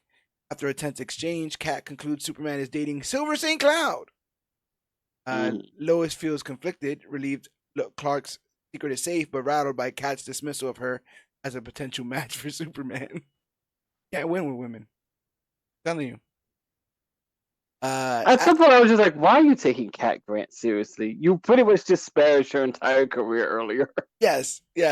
But like, I like the little bit of ego here. I like the idea that she has any, in this instance, that she's territorial. You never see like Lois be like, "That's my man," kind of in depictions. But you've also never seen. I've personally never seen multiple people kind of like going for Superman's affection, and seeing how Lois kind of deals with that kind of stuff. So watching it here, I thought it was kind of high schooly, but I think it was fitting for the character. Have her like throw a fit. I thought, and Greg mentioned this to me when we were talking about the show while we were watching it. It's like they felt like they ramped up the cameos this season, especially by the time we got to Silver St. Cloud. I was like, okay, that's a lot. That's a lot of Gotham people. Yeah. Yeah, we'd already done a bunch of Gotham characters. We introduced Steel. We introduced who were the two characters we were talking about? I don't. There were two others, and we were just like, "What the heck are they doing here? Like, what's happening?" Yeah. Do you think this branches out, or do you think that might cause a quality control issue? Yeah, I think as long as you have already Batman animated somewhere, you don't need another version of him showing up. Plus, I don't want to see a twinkified Batman. Like, we already have Robert Pattinson. Oh no! You're gonna get Twick Bane. You ready for that? Yeah. Didn't we technically get a twinkified Lobo? Oh yes. No, we did more than technically. He just was. Yeah, and he killed the other Lobo or beheaded him or something. Very strange stuff. He's in a jar somewhere. I think one of Brainiac's jars. This Twink Lobo. Oh, they name drop Candor later on. I'm like, speaking of jars and bottles and stuff. I think there was a hilarious panel where they were just like, I think they were freeing a bunch of people that were kept in those jars, and then they look at Twink Lobo in the jars, like, what about this one? Like, no, never that one. You can throw that shit into the Phantom Zone. So as the contest ends, Superman is declared the winner, and Silver kisses him on the cheek. Lois storms out, overwhelmed by Kat's jabs, her father's recent betrayal, and doubts about her relationship with Clark. Clark tries to console her, but they are interrupted by Kara, who recognizes Superman as her cousin, Kal-El. I want to talk about freaking overwhelming.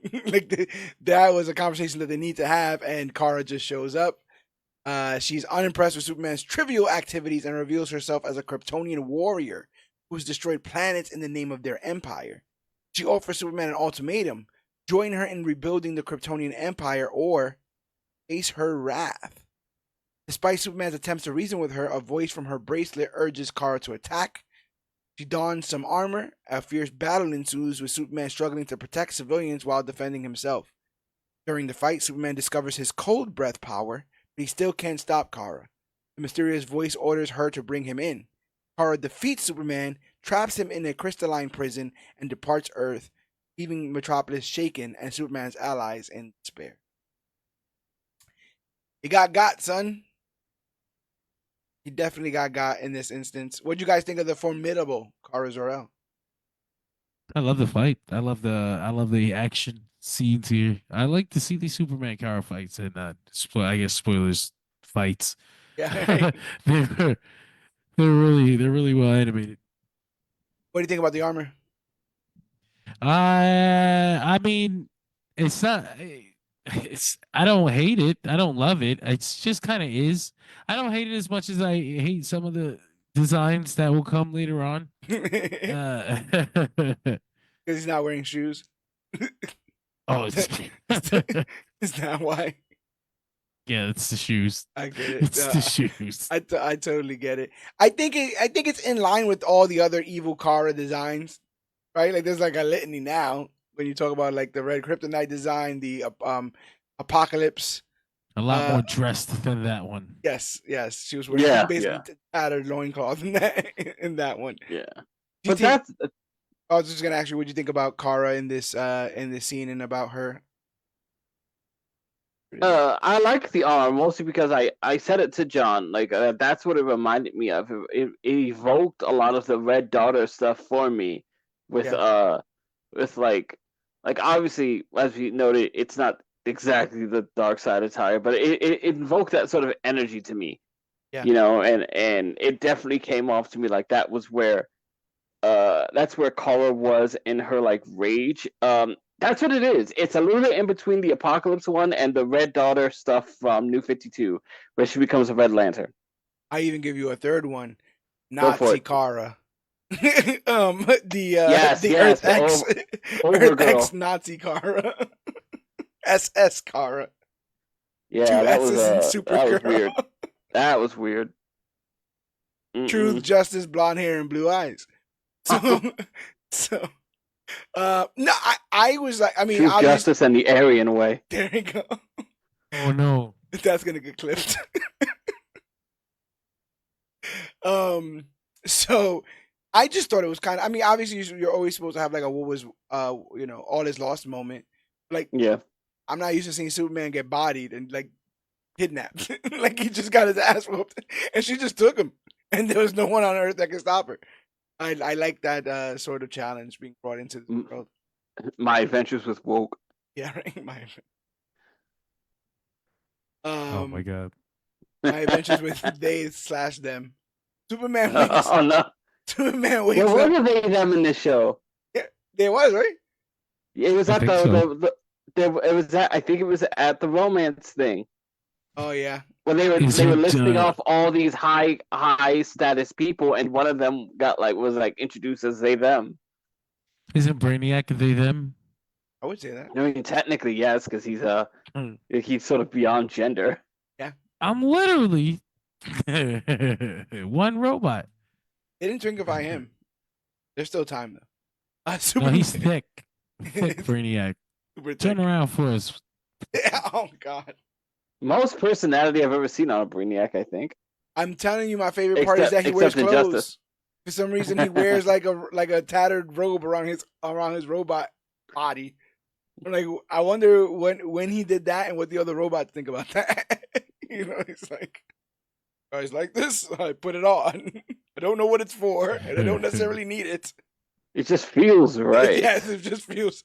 This is what humans do, right? Superman wakes up aboard Kara's ship and quickly escapes his container, only to realize he's lost in space. Kara urges him to join her in conquering the galaxy for the Kryptonian Empire, but Superman refuses, insisting that Earth is his home.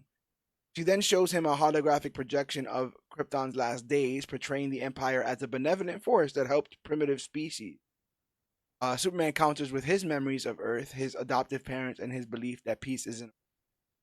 I really liked him bringing her or showing her his Earth memories, playing catch with ants and that kind of stuff. Just being like, well, this is what I experienced. Like I get.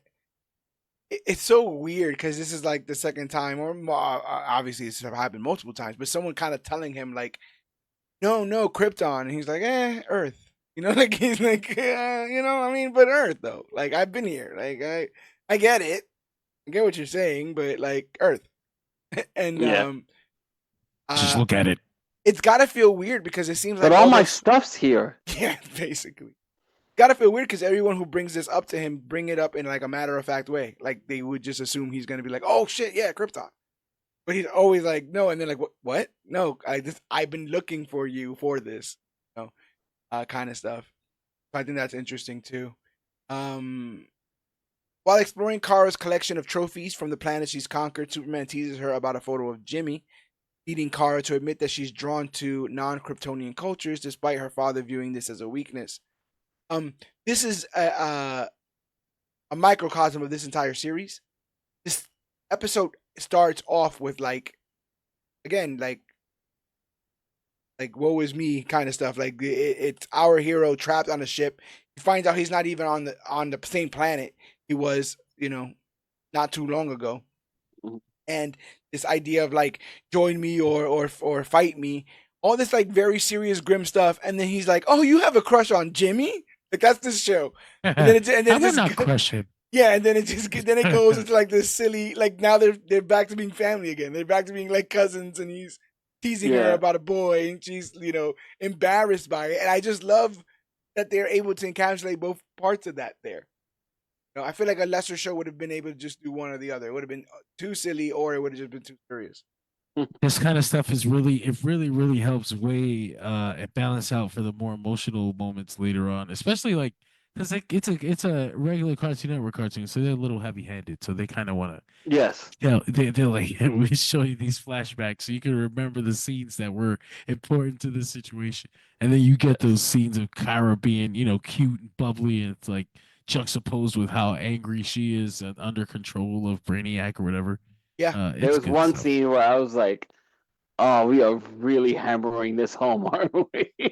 Well, the idea even then, right? This idea that she shows up to Jimmy and is impressionable and cutesy and nice, and then meets Clark and beats the hell out of him and then takes him on her ship. Like these two sides of her that are seemingly warring. They travel together. They travel together to her conquered planets, hoping to bond. Because she's like, "Oh, I'll just show you what great work we've done in all these areas."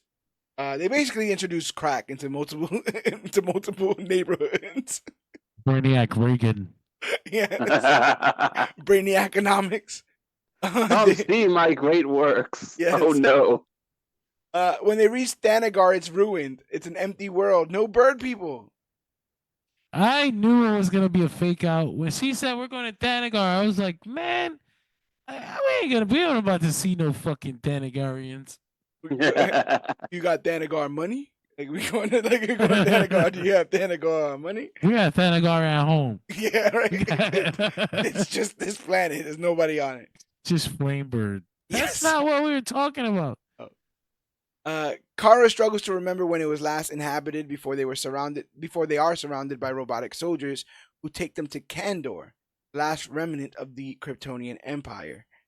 I love that he just has robots on a dead planet just waiting to be like, shut up. Yeah, pick her ass up. She's late. This entire time Kara keeps saying like, "Oh, you gotta meet my dad," and even Superman was kind of surprised because he was like, "What the hell? Are you telling me there's more of us? Like there's more Kryptonians around or whatever?" So there at Kandor, Kara introduces Superman to her quote unquote father, Primus Brainiac, an AI who once controlled Krypton's technology and now seeks to rebuild the Empire. Brainiac plans to use Superman as a weapon to conquer Earth and start a new Kryptonian rule. He forces Superman into simulated battles, weakening him with red sunlight. Despite winning the fight, Superman collapses from exhaustion. Kara arrives, but is manipulated by Brainiac, who erases her memory and places Superman in suspended animation. Later, Kara begins to remember the destruction caused by her actions and realizes that the planets that she saved, including Thanagar, were actually destroyed under Brainiac's control. Distraught, she flies into space only to encounter a ship with Lois, Jimmy, the Brain, and Mala coming to rescue Superman. All right, this is the big bad for this season, Primus Brainiac. We already talked about how this was kind of a bait and switch with the whole Zod hints. But what do you guys think about this Brainiac sort of design and characterization? And again, I have a very tenuous grasp on certain characters in comics, but I believe he was also a Kryptonian AI in the Grant Morrison Superman run. Am I remembering that correctly? Is he not like part of the ship or something? I feel like he ends up helping Clark in some way in that run. I might be misremembering. And I don't know if there's many other instances of Brainiac being a Kryptonian invention, but I'll check into all that kind of stuff there. But what do you think about that, GT? I thought it was pretty interesting. The whole father thing was a little weird. There's mm, Right. questions. Um, but at this point, like I was kind of all in on this whole story, so like it would be a bit hard to throw me off, and they did a good job of just making everything flow through. I was down with the whole Brainiac thing. I think Brainiac and Superman the animated series is a Kryptonian invention. Yeah, he is. There's a couple. I think New 52 Brainiac is a New 50. That's what I'm saying. The Grant Morrison one. Yeah, He's Kryptonian AI, right? Something like that. yeah. I vaguely remember New 52 Brainiac being a Kryptonian AI. They're saying in '64 it was retconned that he was a robot created by the computer tyrant of Kulu, because that's the planet he's from, isn't he? Yes. Robotic. I think the Brainiac in Injustice 2 is a Kulukan or whatever. Yeah. I like the idea that there's a giant mega mother Brainiac somewhere, and these are like all Master Mold. Yeah, where they DC did that in Future's End, but I forgot what the name of the thing. Oh, Convergence. There you go. The thing people don't like. It wasn't good. It's hard to like it when it sucked. I gotta double check this, but it's saying that the Superman the Animated Series incarnation of the character is the one that popularized the version that travels the universe and steals knowledge from various alien cultures. No way. Interesting. Yeah, I gotta do more research on that. But I did know that this character is the reason why the word Brainiac exists, which is interesting. Oh shit! Like the insult or whatever. Like the Brainiac over here. Oh shit! Yeah. John, did you lose your camera? It's from here. For a second. Went to Candor. Amanda Waller does what she does, publicly brands Superman an enemy of the humanity, claiming that Metropolis' recent attacks was a direct result of his actions.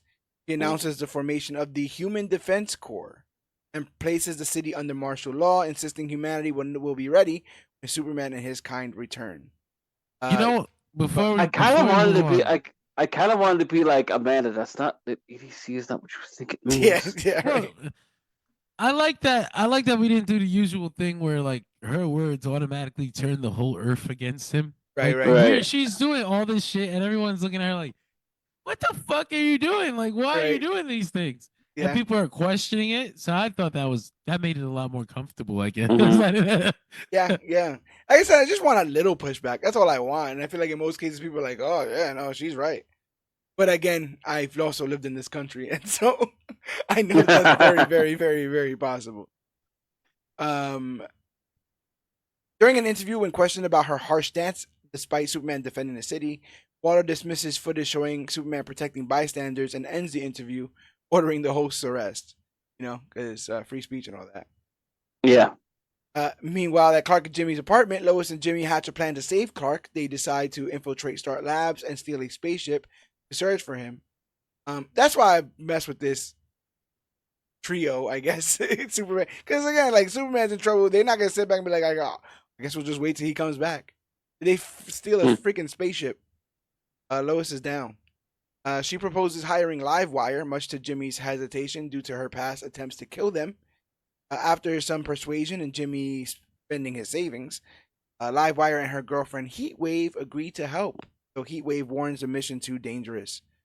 Livewire brushes off her concerns, motivated by greed, and assembles a crew that includes Mala and the Brain, who are familiar with multiversal travel. Lois also brings kryptonite in case they encounter Kara. Jimmy is shocked, but Lois defends her decision, citing Kara's role in kidnapping Superman. What do you guys think of these two couples? Brain, Mala, and Heatwave, and Livewire? Brain and Mala is funny as fuck. I forgot they existed in the show. Yeah. I had to explain that to my mother who was watching. Right. Like, don't worry. Just go relay his boyfriend. And they're in love. Don't ask questions. They are in love. And that's he's what French. One of them is That's French. what matters. The robot and loves then, the gorilla. The gorilla loves the robot. The gorilla is French. Just Yes. roll with it. don't ask. Yes. And then Heat Wave and Live Wire is always cool because Yes. it's Heat Wave, it's Live Wire, Yeah. Elementals. Livewire is frolic. Yeah. Livewire is a big girl. I was like, damn. Well, Heatwave's a big girl. Oh, Heatwave. Yeah, sorry. Heatwave's a big girl. I was like, I was Live this is Wire with just. the no happy Greg. I was telling John, I was like, man, this is the gayest episode of Moss I've ever seen, in a happy way. It's just like you got the gorilla robot and the lesbian couple. It's just like, geez, they are really hammering that home. They hammered it home with Live Wire's haircut. I was like, about to say that's the worst haircut in animation history. She's got One of the worst. She's got the Jimmy Uso. But the whole Jimmy Uso. But who dyes the top blonde? Who dyes the top blonde and then kind of just like, yeah, she does have the mullet. The whole fucking shit. It's disgusting. But yeah, you got an African American millionaire, a woman reporter, two modern couples. I guess it's what we'll call them. So yeah, love is love on this episode of Superman and Lois. My Adventures with Superman. This week on Modern Family. Yeah, right. Meanwhile, nope, did that already. Spaceship. Livewire girlfriend. Livewire, did that already. Lois also brings kryptonite in case they encounter Kara. Jimmy is shocked, but Lois defends her decision, citing Kara's role in kidnapping. And I'm 100% not down on that. Like, said that this girl was trouble, and then she showed up and beat up her boyfriend and stole him. So I don't think she is wrong in wanting to keep some sort of confirmed. Yeah, some sort of self-defense. Yeah, and oh my gosh, she's right in this moment. He's never gonna hear the end of this. Yeah, but what about that time I told you about your cousin? The team infiltrates Star Labs by using a fake security guard's fingerprints during a surprise inspection by Task Force X. Inside, Mala and the Brain work on a new portal machine, but they are soon attacked by armed guards, forcing Lois and Jimmy to escape into ventilation shafts. While hiding, they argue about Kara and Jimmy believing they should give her a chance, as Lois did with Jimmy believing that they should give her a chance, as Lois did with Clark. I feel like Jimmy's got another, like he's got other reasons for having this conversation. Yeah. And I think he really does. I mean, he spent the day with her. He saw her as a person. Lois sees her as a monster. Yeah. So there's that. It's just like Jimmy Olsen on his Krillin shit. It's just like, what if we didn't blow them up? That's actually funny as hell because that's what he is too. In the whole in this whole dynamic, I'm pretty sure someone. He is Krillin. Pretty sure someone thought of that. When they put him with Android 18. Oh, that makes a lot of sense. Yeah. He's also like, why do you get to have an alien and I can't have an alien? Where do we draw the line here? This is not fair. I hope we don't have to go through relationship challenges now. Like, can we just let that be status quo and deal with other things? Yeah. We don't have to. Bro, like, I love that we've done 4 episodes of Superman and Lois and he never found a text on her phone or she never saw, like an email or some shit. Like, they don't need that drama. There's enough drama in Superman's life. Keep his family life kind of okay, Why is Silver St. Cloud sending you pictures of herself in these Victoria's Secret? Yeah, in these very precarious positions, Clark. Why is the babysitter so hot? Yeah, right. The team infiltrates Star Lab. Oh, I did that already. They discover the spapeship, but it's Can we comment on why it's still so easy to infiltrate Star Lab? In and out, always in and out. I loved when people would just walk in on the Flash. They just walk through the door and be like, "Oh, so Barry's the Flash." I'm here. They only got 2 hallways: the one that lets everybody in, and the one you have to have the serious talks in. Barry, come here. Come in the second hallway. Yeah, they're talking in the first. They're talking in the first hallway. We're gonna have to. Yeah. They discover the spaceship, but it's incomplete, and Lois becomes emotional, blaming herself for pushing Clark away. Fortunately, Mala and the Brain finish assembling it. As they board the ship, they are ambushed by the Metallos, rebuilt by Lex, who prevent the ship from launching. Just as all seems lost, Livewire and her crew, including Heatwave, arrive to fight the Metallos. Despite her initial intention to abandon Lois and Jimmy, Livewire is moved by Lois's plea to make things right with Clark. She urges Lois to prove her love for him. The ship successfully launches, and Livewire's crew escapes with stolen valuables from Star Labs. Back at Star Labs, Slade mocks Lex for his failure with the Metallos, but Waller calls the mission a success, offering Lex the resources he needs to complete his project. Lex teases Slade about his failure, while Waller orders him to clean up. With the ship in space, Lois and her team begin their search for Clark, but they soon encounter. I like this weird, petty, fighting for Waller's affection stuff. I don't know why. I like that they're both like trying to please, as I guess like someone affectionately called it, their mommy in this. Yeah. But more so, I like Luther playing political games. He was not on the top of this totem pole when this all started, and he's inching himself more and more towards the top. What do you think about Alex's plan, GT, to sort of get closer and closer to Waller and kind of influence her anti-alien, anti-Superman plans? God, he's just the worst kind of like you gotta see that for whatever sort of powerful or strong or whatever woman she is, like Waller's gotta look like an easy target to him. Yeah. Like she's already halfway there. I just gotta keep pushing the rhetoric. Where do you sit on that there? What do you think Lex easily outthinks Waller in most cases? I think in most cases, she would see him as like an outsider because like he's not like government or military. Like He don't get his hands dirty.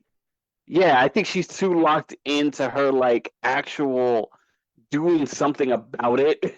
Yeah, I can see that. Where you stand on that, Yogi? I don't know if I think if it's like a game of wits, obviously Lex is he's just gonna be smarter than Amanda Waller. God, that's just the way he was born. That's just the way things are. Right. But I don't know that Amanda Waller is like so. Although we will find out later on that maybe the way she thinks of Lex is not exactly it doesn't live up to he doesn't live up to what she thinks of him. Yeah. But yeah, I don't know. I don't know that Lex could straight up fool Amanda Waller either. Yeah, I think it's interesting. They're definitely both formidable, so it'd be interesting to see them. I mean, we do see them sort of kind of use each other. And then they do it. They do it as they all have to do it. Get the Black Mercy episode. We get the For the Man Who Has Everything, one of the greatest single issues comics of all time, Mr. Alan Moore. There's a whole episode on it. We did a whole episode on almost every interpretation of that story. And we have another one here. And now our episode's out of date, you sons of... I know, right? Now we got to do a tag. Brainiac traps Superman in the Black Mercy, a Kryptonian device that simulates reality. Inside the simulation, Superman relives some of his hardest battles, but Brainiac is more interested in Superman's growing power whenever his loved ones are threatened. Lois and her team, now in deep space, found Kara and invite her aboard the ship. Jimmy is happy to see her, but Lois is hostile, demanding to know where Superman is. Rightfully so. Kara explains that she took Superman to meet her father, believing he might be in danger. They head to Kandor, where Kara reveals that Brainiac's artificial intelligence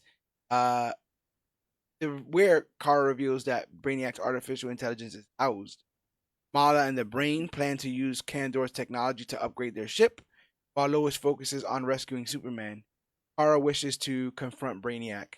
It was interesting to see Brainiac as a cold machine kind of try to dissect what makes Superman tick. And kind of, almost impressed by the fact that, I mean, like you said, it's a a little heavy-handed, but like your weakness is also your strength, or your strength is also your weakness, Yeah. kind of thing. I like that they're putting that front and center, because I think that's an important part of the characterization of Superman. And having a character that is cold but very talkative, very Ultron, Age of Ultron, Yeah. for an AI. Like, he's down to have He's a just like, complete conversation. love. Yes. Mm. Oh, I have to purge it. He Yes. admits to feeling it. Like he admits to feeling things. See, I don't know that he's a normal AI as much as this robot can love. well, can yeah. He gets feel. to the point later on where he just kind of outright confesses that he still sees Kara as a daughter of sorts. Yeah. And also all of what this AI has done has been as a result of fear, right? Of being obsolete. Yeah. I assume fear is a human emotion. It's more human than robot, surely.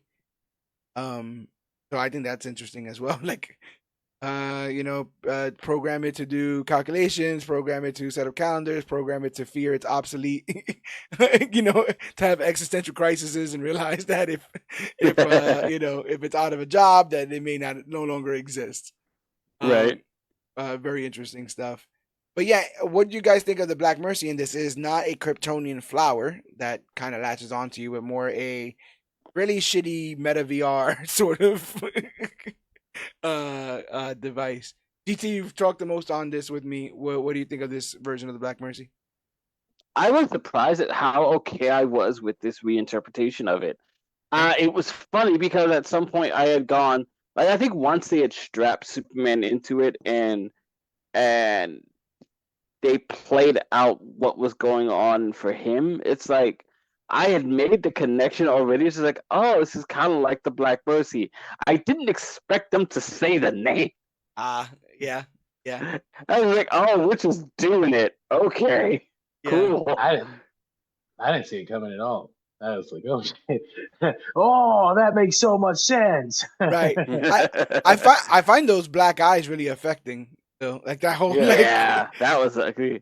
the black marks on the face and the black eyes. I think is really like, oh.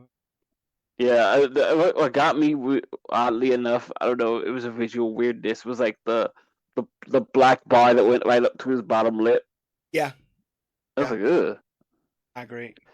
Very anime though. Very. I was surprised they didn't give him a son. It seems like every time we do the Black Mercy thing, he gets a Kryptonian child. Yes. Yeah. This time he just became kind of. The He scientist. wasn't a fighter. He was a scientist. Mm-hmm. Just took away his will to fight, I guess. Trying to teach him how to be an asshole. With this new twist on Brainiac and Supergirl, this is gonna make the whole brainy Supergirl thing really weird, isn't it?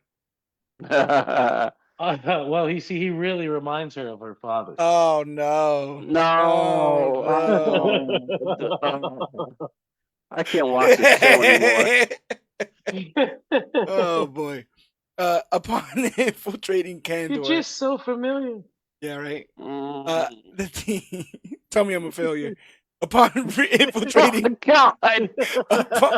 upon infiltrating Kandor, the team finds Brainiac's combat robots deactivated, suggesting he's undergoing maintenance. Kara briefly tries to talk to Jimmy about her feelings, but hesitates, and Lois teases him. Inside the Black Mercy, Brainiac exploits Superman's emotional ties to Jimmy and Lois, manipulating the simulations to show scenarios where people like Lois, Lex, and Sam Lane distrust him. He forces Lois to insult Superman, claiming she doesn't love him because he's not human. But Superman rejects these lies and tries to resist Brainiac's control, though the simulation is too powerful. Kara confronts Brainiac in Kandor's command center and demands to know what he's doing to Superman. I thought that was really affecting, like just having them all talk shit on him, and then him be like, "Nah, like that didn't happen." Like, I get what you're going for, bro. But these are my people, and they would never say that. Like, I feel like a worse situation he would have gave in. He already had insecurities, Yes. that should have and could have been enough, but him standing on business and being like, "Nah," and then like forcefully pushing the AI out of his head. Really, really powerful moment there. It just, he's not able to maintain that level of power. I did really like the whole like how did you figure out how to control the simulation? He's just like, boom. Yeah, that's basically what sure will. You know? Yep, did that already. Brainiac reveals his role in the destruction of planets, including the ones Kara saved, claiming they were unworthy. Kara realizes Brainiac manipulated her life, and after a brief struggle, acknowledges that she is no longer under his control. However, Brainiac's true plan is revealed.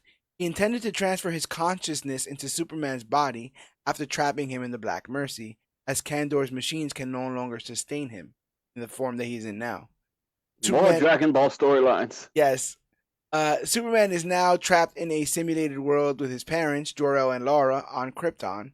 Using Superman's body, Brainiac attacks Kara. Lois and Jimmy arrive in Kandor's command center, where Brainiac explains that Kryptonians were genetically engineered, not born. Which I guess is back to that Matrix stuff? Yeah. Codex? Yes, the extract the codex. Because Jor-El did it the old-fashioned way. The dirty Kryptonian way. You know? We have had a boy child. Yeah. They used to call Lara the Sun Eater on Krypton. Oh, no. You put that thing inside your woman? Show me. What is it? You thrust your hips like this. That's interesting. Surely this will be the destruction of our planet. No way. Don't you worry about it. You fire your wife with our warrior? Yes. You've wasted your warrior fluids, Jor-El. And you. Your warrior's hymen. Oh my God. It's gone. It is depleted. You were supposed to surrender that to Rao. Oh my God. We have priests for that. Oh dear. They're gonna clip this episode to high heaven. This has gone off the rails. Off the rails. Oh. So yeah, we got a body swap thing happening here.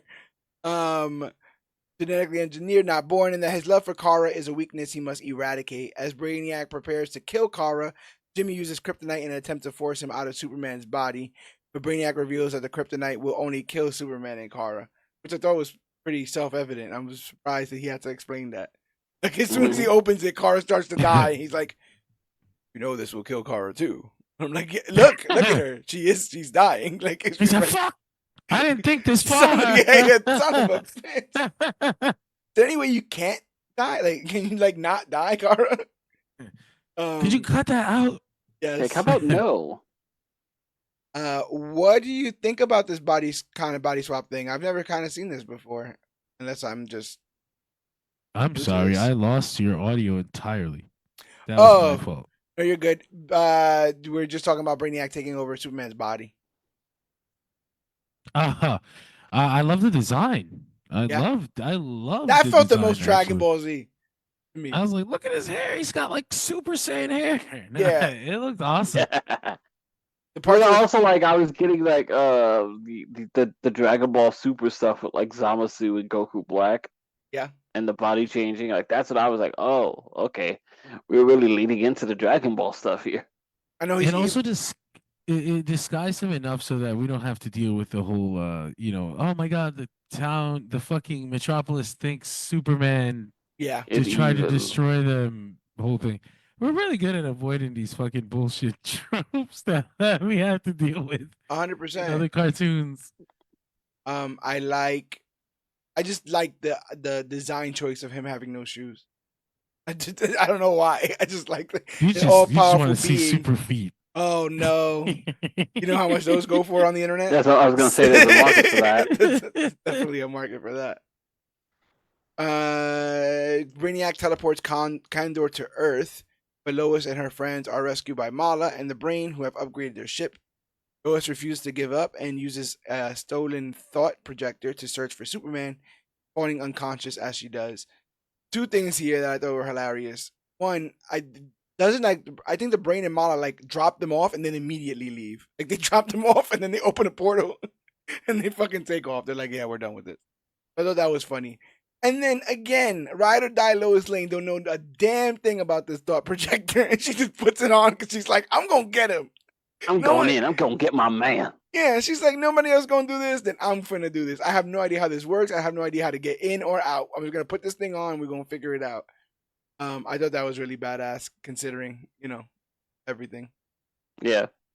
And that's also part of it, right? In some cases, somebody will go into the dreamscape and sort of try to awaken our heroes from their slumber. But Kal-El is stuck in the Black Mercy, living a fake life on Krypton as a scientist. He tries to connect with a Sun Eater, but is interrupted by his mom, Laura, who thinks his compassion is a weakness. Meanwhile, Lois enters the simulation and quickly realizes she's lost all her memories. Back on Earth, Kara and Jimmy return, only to be captured by Amanda Waller and the HDC. Kara's weakened by kryptonite, but she's the EDC? The HDC? Yeah. Kara weakened by kryptonite, is weakened by kryptonite, but she still tries to warn about the alien threat. Girl, you one of them. Inside the Black Mercy, Lois is locked up. Inside the Black Mercy, Lois is locked up, and Jor-El and Laura figure out she's not from the simulation. Kal-El, being kind, offers her cake. Let them eat cake, and lets her out. They start connecting, and Lois slowly gets her memories back. She tries to make Kal-El remember, but the simulation keeps resetting. After a few tries, Lois finally tells Kal-El she loves him, and that helps him remember her name. Mm. You guys think this was effective here? I actually I love this a lot more than I thought I would. Well, the live die repeat thing was cute, the Tom Cruise thing. Yeah. But the whole all thing you need after is that, kill. like you're gonna recap it right now. That was one of my favorite moments of the whole season. Awesome. Where we flip the dynamic and Lois kind of saves Superman in the moment. I was like, that's fucking awesome. Yeah. On Earth, Kara's heartbroken about being controlled by Brainiac her whole life, but Jimmy and Steve give her a push that she needs to fight. Brainiac threatens Earth with a choice: join his empire or be destroyed. Waller's forces, including I love the idea that Superman and Lois are being saved by Jimmy and Steve. Yeah, that's what I'm saying. Like, the humans won't give up. He's inspired them. Like, that's how this all should play out. Steve. Like, they sometimes make it seem like he is like mildly interested in humanity. And just kind of tolerates us. But I think it's more so this, or I want it to be more so this. And everything else Bill said. Yeah, we need what's his name? What's his name for the animated series? Or he's in the comics too. Bippo, not Beppo. Oh, Bippo, yeah. Bippo, the bar owner. I love that guy. Like you said, I love, and this show is doing it too. I love when Metropolis has all these people that kind of populate Superman's life. Bippo the bar owner. I love Superman. People that just love Superman and are affected by him, will help him when he needs it. I love that shit. I really hope James Gunn nails that kind of thing. Mess with one of us, you mess with all of us. No. Don't bring Joey Diaz back, please. Well, what's ironic is that I've heard people. He's just a kid. No older than my uncle. I think that's one of the criticisms I've seen about James Gunn's Superman is that it has too many people in it. And I'm like, this is world building, bro. Like, Superman is nothing without the world around him. Like, have you ever watched a movie? They tend to have a lot of people in them. Fair question. You ever seen one of those things? They're around a lot. You may not have. Fair question. Waller's forces, including Slade and the others, can't touch Brainiac, and Kara's the only one who can hurt him. Brainiac warns her no one will love her if she sacrifices herself, but she's determined. Waller orders Lex Luthor to activate the Metallos powered by kryptonite. Like I said, they've just been working on these fucking death robots. She's made it her mission to make the Metallos lore accurate. This is wrong. I'm gonna fix this shit. I was wondering when the kryptonite element would come in. I'm glad that they eventually got to it. So when the Metallos come into the story, I start telling John, They look like the old video game enemies that have the very obvious glowing weak spot. Yes, hit it right in the middle. Or the putties. Hit it in the green. I remember when Crystal Dynamics Avengers. Oh my god! I remember when they. No, actually, Suicide Squad was worse about it. Oh, how could you get worse? They were bigger and purple. When they upgraded the putties, they ended up getting shield plates, and if you could just punch them in the shield plate, they would die. So I was wondering, how was this an upgrade? They just gave them a target to hit and destroy them. It didn't make no damn sense. They used to take multiple hits. Now it took one. Now you just hit them once. You can do the 10 backflips, a front flip, and then a kick in the chest, and it's over. Back in the Black Mercy, Lois keeps confronting Kal-El with the truth about Earth, calling him Smallville. This finally gets him to remember who he is. Jor-El attacks, but Lois manipulates the situation to protect Kal-El. She admits her fear of losing him, but now understands that love is more than being afraid. She tells him she called him Superman because of his heart, not his power. Superman finally regains his true identity and escapes the simulation with Lois. And they're really good at hammering these moments, I think. It was the whole because the simulation is about to attack Clark, and he knows he's Clark, but he doesn't know how to be Superman again yet. No. And fucking Lois, it does the whole Superman hand grab joint. Yeah. It was an awesome moment. And then they turn around and they make it even better because Clark is like, "Oh, that's how I see you in my mind." And I'm like, "Oh God, yeah, it's almost so too sugary, right? It's almost too the wholesomeness. So sweet." And then we fucking throw the whole anime cake on it, where they both have a whole ass team up fight because there's no other place you can do this. Yeah, you will never have another opportunity to have Superman and Lois team up and fight with equal powers in any situation. And then they very loudly punch their way out of the simulation while espousing their views on love. Yes. With this music that's never been heard in the series before, like it's powerful a whole stuff. Fucking thing. Talk about hammering it home. It's very, very. They were really excited to get to that moment. You know what? You know why though? I think it's because they were gonna give. Usually you get that moment at the end of the season, and I feel like they gave that to Supergirl. Yeah, so they were like, "Well, what are we gonna do for Lois and Clark?" And they got to do this. What I think it's a cooler moment. I love this. That was my favorite fucking thing in the whole season. Yeah, and it completes an arc, right? Because you've been seeing, at least with the hesitance of her father to accept him, and even the Silver St. Cloud stuff. Like, she is scared of losing him, or she was scared of losing him. Like, that was a possibility, and she even confesses to not feeling like she's good enough for him. But the whole season arc is trying to get both of them to say that they love each other.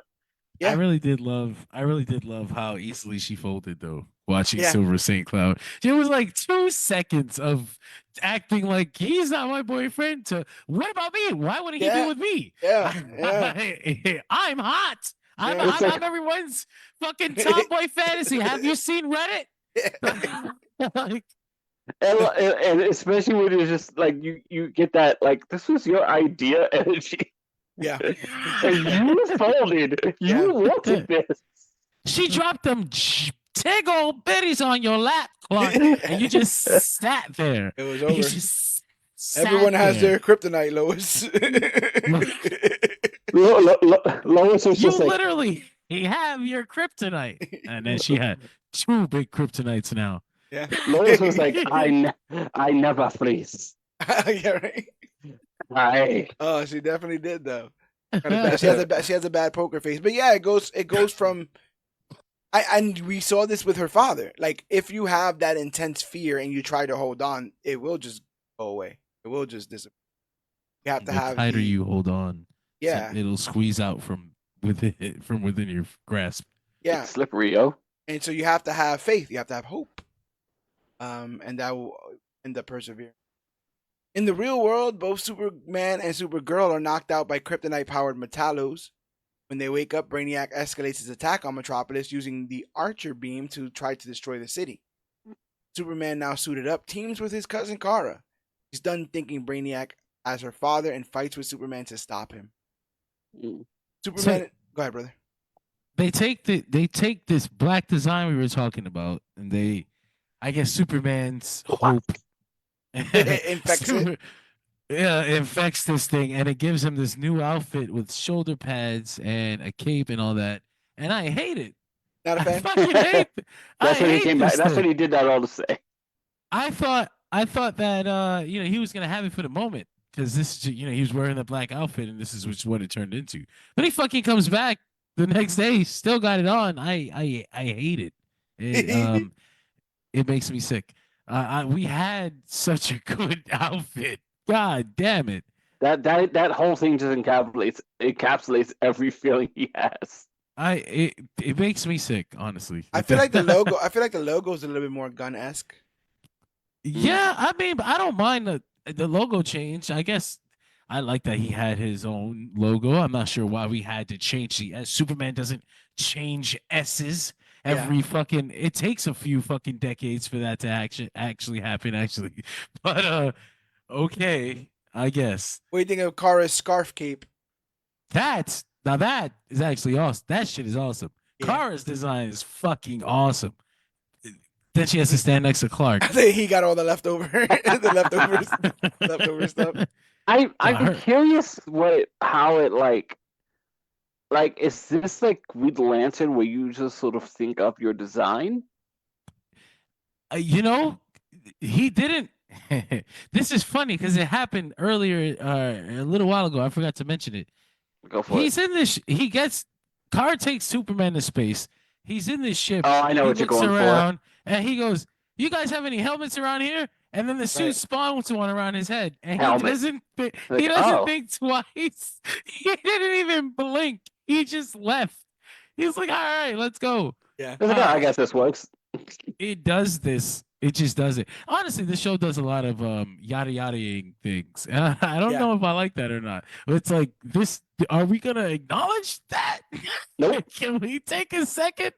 Nope. Superman's clairvoyant? Are we ever gonna mention that again? No. Nope. Got no intentions. There's a super AI taking over this world. I gotta look through.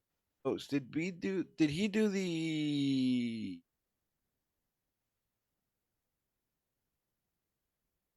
Nope. It's coming up now. Yeah. Okay. Superman and Kara are unconscious while Brainiac intensifies his attack on Earth.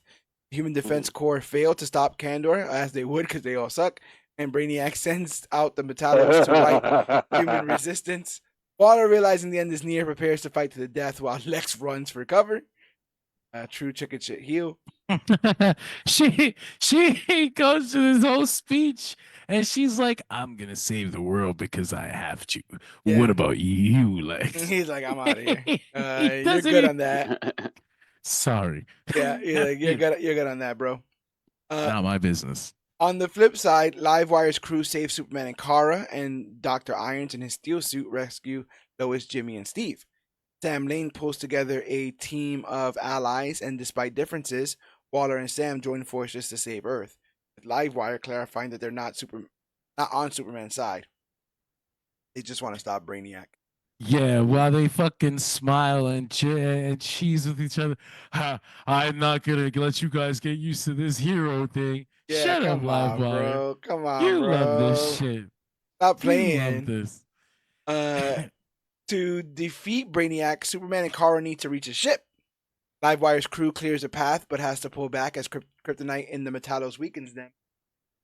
When they reach Brainiac's ship, he paralyzes Kara with a trigger word and reveals his history with Krypton.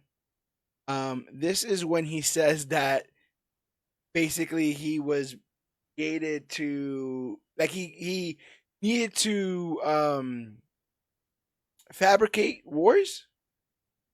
Yes, to justify his own existence, they needed to continue their wars, and Jor-El, that backstabbing piece of shit, had the nerve to broker peace talks. Oh yeah, behind their backs or whatever. He was going around and trying to. Just behind Brainiac's back, I think. Right. Like, And then Brainiac destroyed Krypton. Yeah.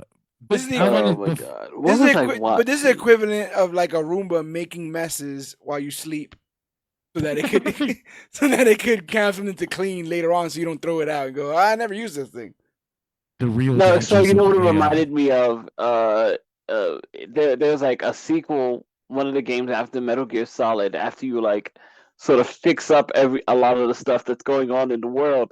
And in the sequel game, there's this character that's just like, well, you know, some of us like the war economy. Oh yeah. The Yeah. clones in Star Wars. Yes, That's also true.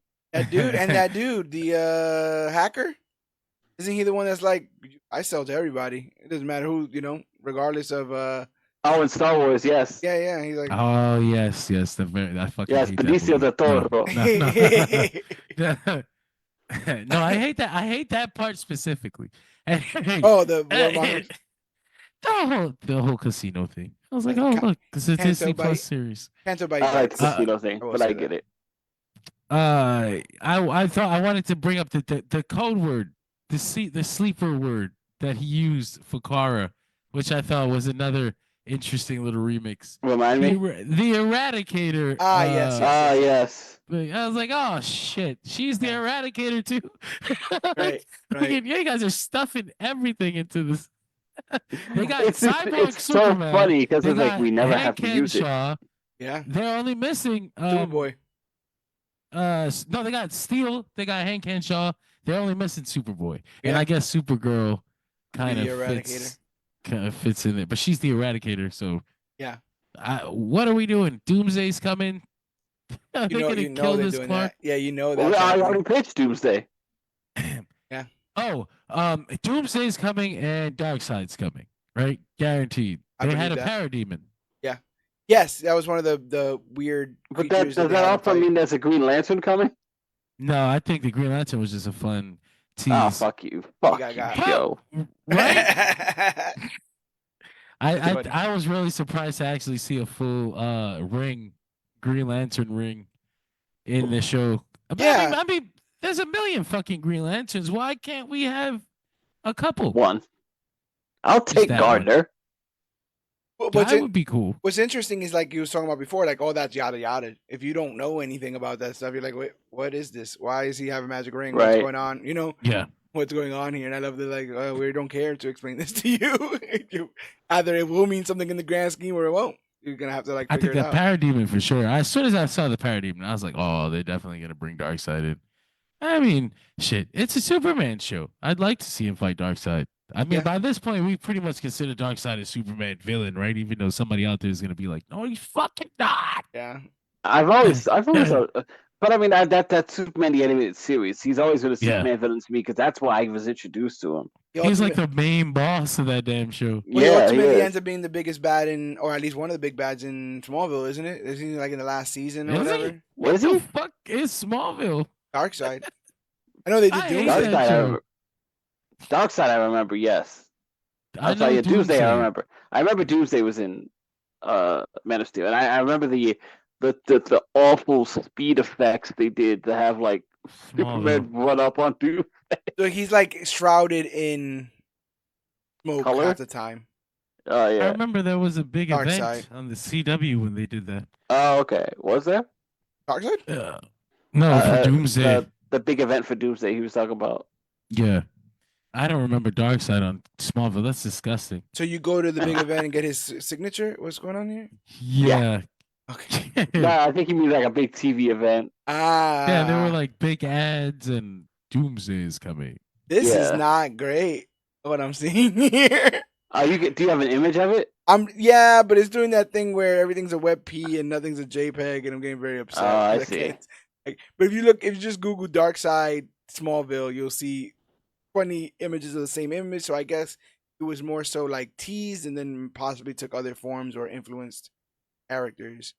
But there don't seem to be very many images of the character. You just see his cracked face, red eyes, That and stinks. helmet. I- Are you looking at it? I hate Smallville. I hate everything about this damn show. Oh, Agreed. I I've do. never seen it. I don't care. I good. Keep it that way. I can't. I can't fucking deal with the show that does the prequel thing, but then tries to fit in all the real shit too. Like, bro, pick a fucking lane. It gave you the Justice League before he was even Superman. But get the fuck on That out was of my here. that was my beef with Gotham, to be honest. I like the I narrative. didn't watch it for that too. I like Same the reason. Okay, go ahead. No, I was just gonna say I like the narrative more that Batman encouraged theatrics than Gotham is a circus and Batman just joined in on the fun. Yeah, basically everybody else is doing it. I'm not gonna be the only asshole out there, Alfred, without some kind of cool fucking branding. Ridiculous. My whole life, Fish Mooney. That changes the whole context of Batman too. He's just another freak. That's what I'm saying. Like, it doesn't make any sense. I love the whole like I'm here to stop the mob, so I created this like entity that will scare them off. And now now everybody's doing it, and I can't stop it because I started it. I like the escalation story. So if you do Gotham, and you're like, oh no, this Gotham's always been this way. It's like, okay, well then there's the fucking fun. So at least Gotham gives you Batman at the end. Yeah. Smallville don't even got the balls. Doesn't it give you the shirt? Coward. Doesn't it do that like the? Fuck you. 2 seconds, and you never see him in the suit. He flies all the way away to the back of the screen. Yeah, I love that there's sky. I love that there's like this sort of I want to say AI, but it's not AI. Somebody did the work on it, but there's always this CGI image of Superman flying away, and it's Tom Welling as if that actually happened on the show. Yeah, no. Like that image is all over the internet, but like that didn't happen. It's a comic book. Gotham gives you like fucking doesn't give you like at least a whole image of him in a suit. You get a scene of him looking down on like I think Gordon and the rest of the city. Like I think he does something, and they look up, and like there's that freaking kid, David Mamuz or whatever. Yeah. Outfits leads a little bit to be desired, but I kind of like rough. Like that was the only outfit that I was just like that dude was in the SAS. I thought I muted my mic and I just did a whole ass cough. Oh. I didn't even catch it, honestly. Let's wrap this story up. I was gonna say that outfit I liked just because like I that was the first outfit where I was like that dude was in the SAS. Yeah, he's a badass. I just didn't like all the weird tortured young Bruce self-harm, weird like holding dungeons and shit stuff going on. Yeah. But I was able to overlook. I was able to ignore most of that because it was always a Gordon show to me. Yeah, and it also just brings apart a very true fact when it comes to the Batman stuff, which is sometimes Batman's villains are more interesting than he is. Yeah, and so you focus on that, and no one really complains. Could have been Gotham Central, but whatever. I'm telling you, baby. Sean is upset because he has lost that show twice. It keeps happening. It keeps fucking happening. Fuck. It keeps happening. You will eat your birds of prey and like it, all right? You got Renee Montoya there, all right? Deal with it. These are not the birds of prey. Technically, no, they're not. And they're not even Gotham Sirens either, really. No, but it's just a group of women. You can't just call any women the birds of prey. That's not right. Have you seen DC? Racist or something. Sexist. DC's just slowly pushing up their window as you're having this conversation with them. Like, you can't just. So Brainiac tells Superman he must choose between saving his cousin or his home. Superman refuses to play along, and Brainiac sends his robots after him. Superman, however, chooses to save Kara, and with Lois and Jimmy's support, Kara breaks free from Brainiac's control. The cousins destroy Brainiac's robots and send Kandor into the sun. With Brainiac near death, he attempts to use kryptonite to destroy Superman and Kara. Kara sacrifices herself by pushing Superman out of the beam's path and falls into the sun. Instead of being harmed, they are healed by the sun's power, and Kara gets a new suit. Empowered, the elves destroy Kandor, and Kara faces Brainiac alone. With the last of his strength, Brainiac strikes Kara with a Kryptonian blade, but Kara defeats him, throwing his remains into the sun. The Earth is saved, but Kara falls unconscious from exhaustion.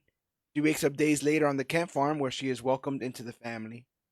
With peace restored in Metropolis, Clark, Lois, Jimmy, and Kara spend time together, and the Daily Planet runs a piece on Superman's heroism. Kara also gives her first interview as Supergirl. Meanwhile, Waller hides and Lex continues to expand LexCorp. In the epilogue, Clark supports Lois in her decision to stay in Metropolis and be herself. Jimmy and Kara join them as they head off in search of new adventures, with Superman confident that whatever comes next, they'll face together as a family. Family. Wholesome. Very wholesome. I thought the Kara and Brainiac fight was pretty awesome and pretty effective, given the journey that you had with this character. And the idea of just redemption, everyone getting a second chance, people not knowing how to be themselves without kind of an unconditional love or support of friends and family, like that's all stuff I believe. So seeing like Kara kind of being smothered with all this support and love and kind of forcing the good nature back out of her. Don't you feel it? Yeah. Forcing the good nature back out of her that was probably snuffed out by Brainiac. I mean, those flashbacks of watching the Eradicator were kind of, it's just traumatizing shit to not know what's going on, to not know that you were a part of. And you could then brand yourself that. Like, it felt to me very like Captain Marvel. Like, isn't she the Eradicator too? What was the word? The Eliminator, the whatever the fuck. She had a name. I can't remember what it was that they called her. No, not the Conqueror. What the fuck is it? Damn, you're right. I forgot. Ronan the Conqueror. Isn't the Conqueror? Ronan is the Conqueror. No, Ronan the Accuser. The Accuser. Fuck. I said Ronan the Conqueror. Jesus, that's Kang. Ronan the Conqueror. I thought it was I thought it was interesting. They did the like I talked about earlier, they named the episode, My Adventures with Supergirl, and then they gave My Adventures with Supergirl, and then they gave her the big season finale moment where she well, I mean, she couldn't have it to herself, but the fucking music plays. The Annihilator, by the way. Yeah. The Annihilator. There you go. And then Clark comes and helps her because he was like, "Hey, it's my show." Yes, by the way. Hold on now. I also thought it was funny that she fell into the sun, and they were like, "Oh yeah, Kryptonian." Yeah, it's like the spacesuit shit. It's like, well, I know what happens here, so I'm just waiting for you to figure out what happens here. That was my one moment where I was just like, for an all-knowing super machine, you're kind of dumb. Yeah. He was like, "Fuck." Wait, sun does what? Oh boy. This is also, like I said, it's just a spoonful of sugar. It is chicken soup for the soul. I think it's important to have this Superman media out like this. I think, like I said, I applaud the animation. I applaud the storytelling devices used. I applaud the characterizations of everyone. It doesn't feel like the Superman show with a bunch of just, ancillary characters. The ones they chose to focus on and give motivations to. I think all that stuff works. I think that they are incredible at keeping the parts of lore that are necessary for the characterization, but also extending parts, changing parts, but nothing so blasphemous. And again, like I said, I think that the common comic book reader is fine with changes so long as the main characterization stays the same. And if that's not going to remain the same, give a reason as to, or at least let everyone know this is not your grandma's Superman or whatever. Right. But in a world where we are losing Superman and Lois, and the Arrowverse as a whole, I need this to continue. I need this to continue. I need this to continue to be a shining light in Superman lore and Superman media, and I'm grateful that it's around. It's, like I said, I don't think it's the talk of the town. I don't see a lot of people raving about it, but I think it's worth it, and I think it's worth checking out if you haven't. Which, if you got into this part of the podcast, it would be very strange if you haven't seen any of it. But thank you for hanging out with us. Maybe you needed a reason to. Yeah. Do you gents have anything else to say about My Adventures with Superman season? I just loved it. I mean, any complaints I had were small. If anything, I just wanted more. So that's always a good thing. It felt like what is it, 10 episodes? And Yeah. they're 20 Yes. minutes each? That's not enough. That's not a 22. season. 22-minute episodes, 10? That's The bullshit. average is 10. roughly 3.5 hours, a little bit under 3.5 hours. The There's a entire whole series. there's a whole Justice League movie that's longer than a Yes. season of this show. Yeah. I feel like that's wrong. There's something wrong with that. 10 episodes. I guess this was ordered as 20 episodes and they split it That into makes two. sense. Yeah. God, you guys are so cheap. Yes. Anyway, We're very much in that really. business right now, like splitting books in half, splitting But films in TV half. seasons in half, that's fucking we didn't even call it season 1A, B. They were like, this is season 2. You fucking Yeah, liars. yeah. Yeah, I agree. I agree. There was no change too jarring. I dug everything I saw here on screen. What do you think, GT? Last I enjoyed it. thoughts. I enjoyed it very much. It's it's it's one of those interesting things that, like, anytime you might feel like, well, this isn't the Superman like I understand or grew up with or know or anything. It's like, yeah, but it's the perfect Superman for what it's doing. Yeah. So as long as it's that, I have no problems. I can never have a problem with any of the changes they made. Even the very weird Sailor Moon transformation into the suit that they did in season 1. Right, I remember that. It's bizarre as hell, but it fits what we're doing here. This is its little, pretty guardian Sailor Kryptonian Yes. uh, anime they're doing of this idea. I don't think it. I don't know if it works with too many characters, but it works here. Yeah, I think that's what I end up leaving off with, is just this idea that it just informs me that Superman can always be more. That he doesn't have to be restrained to a certain art style or a certain depiction. And in a world where we know that there is always a possibility of us having a more adult, gritty, quote unquote realistic depictions of our favorite superheroes, I still like this sort of Saturday morning cartoon adventures done in 20 minutes Mm-hmm. for the media. I think they serve well in that way, as they did in the radio, as they do in the individual issues. So I can't wait to see what they do next with this stuff. And again, I won't be surprised if they try to use our knowledge against us, as they did many times here.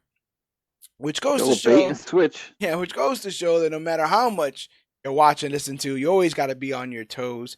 That's what we try to do here as part of the Major Issues podcast. We come out every single Thursday in audio form, but we like to record Major Issues live on our Facebook.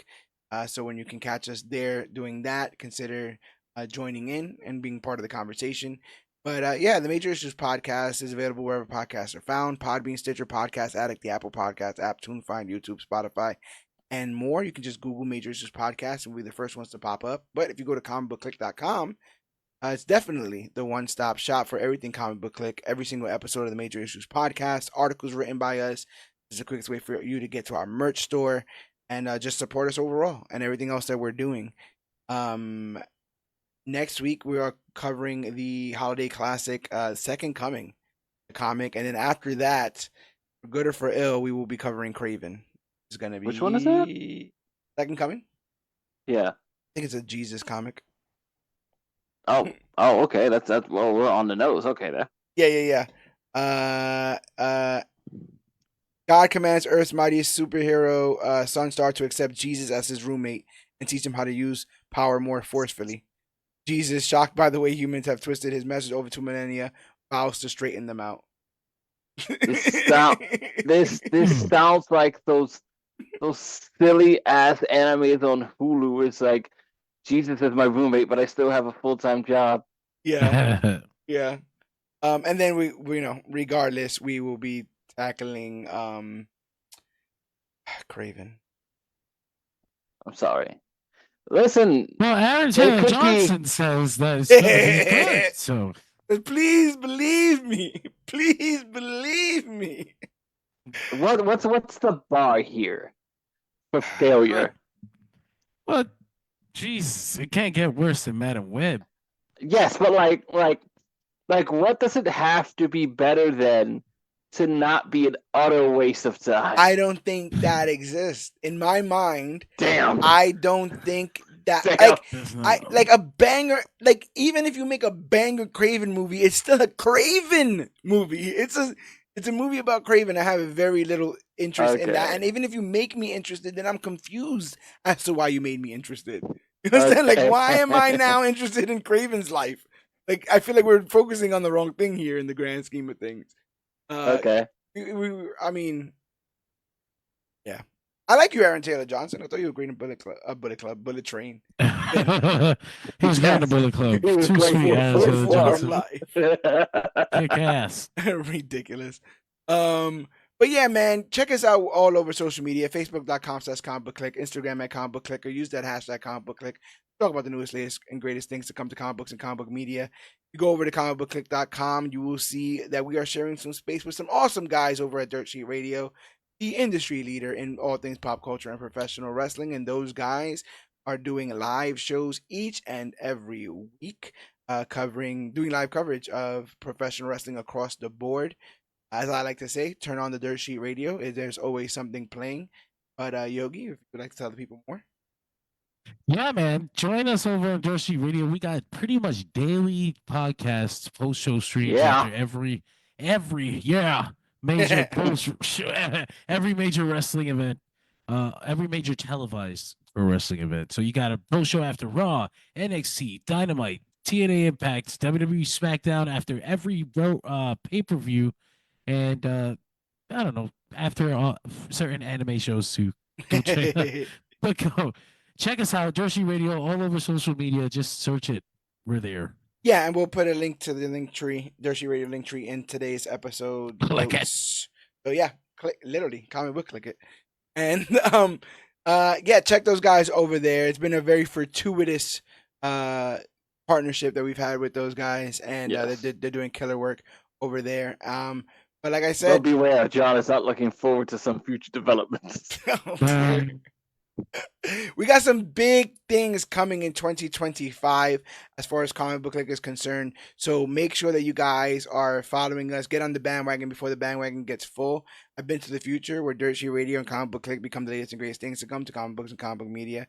I can't tell you how we do it because it will end up messing up the timeline. And next thing you know, we do get that Black Adam 2, Black at It sequel that Dwayne Johnson keeps pitching over there at DC. He said Black at It. Oh my god. I didn't know. You didn't know he was half black? He's done cashing in on the half Samoan part. You didn't know he was half black? No, it hurts so bad. Teth, why are there piss bottles everywhere? Anyway. It's my people. Anyway, so yeah, man, check out all the things we're doing. It is a very exciting time for Comic Book Clique. Our reach has never been bigger. Our content has never been more vast.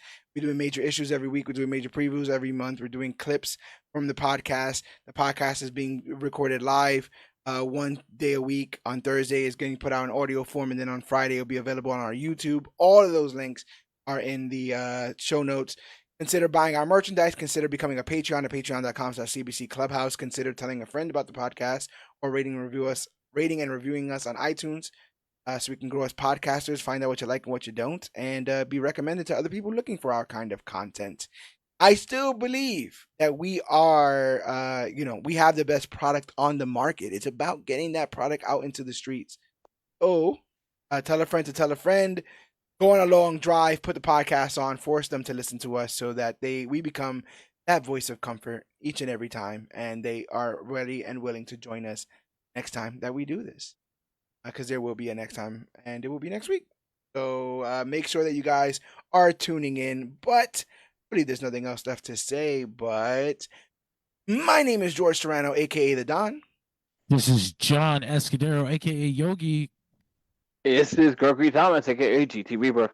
And this has been our My Adventures with Superman Season 2 recap and review. And remember, whether you're a reporter, a Kryptonian assassin, a social media influencer, or just down with the swirl, remember that we are the Clique. No. And always remember, I'm making that oh no my ringtone. Remember that we are the Clique. Remember, we like to have fun. And always remember that you, yes, you are worthy. Thanks, guys.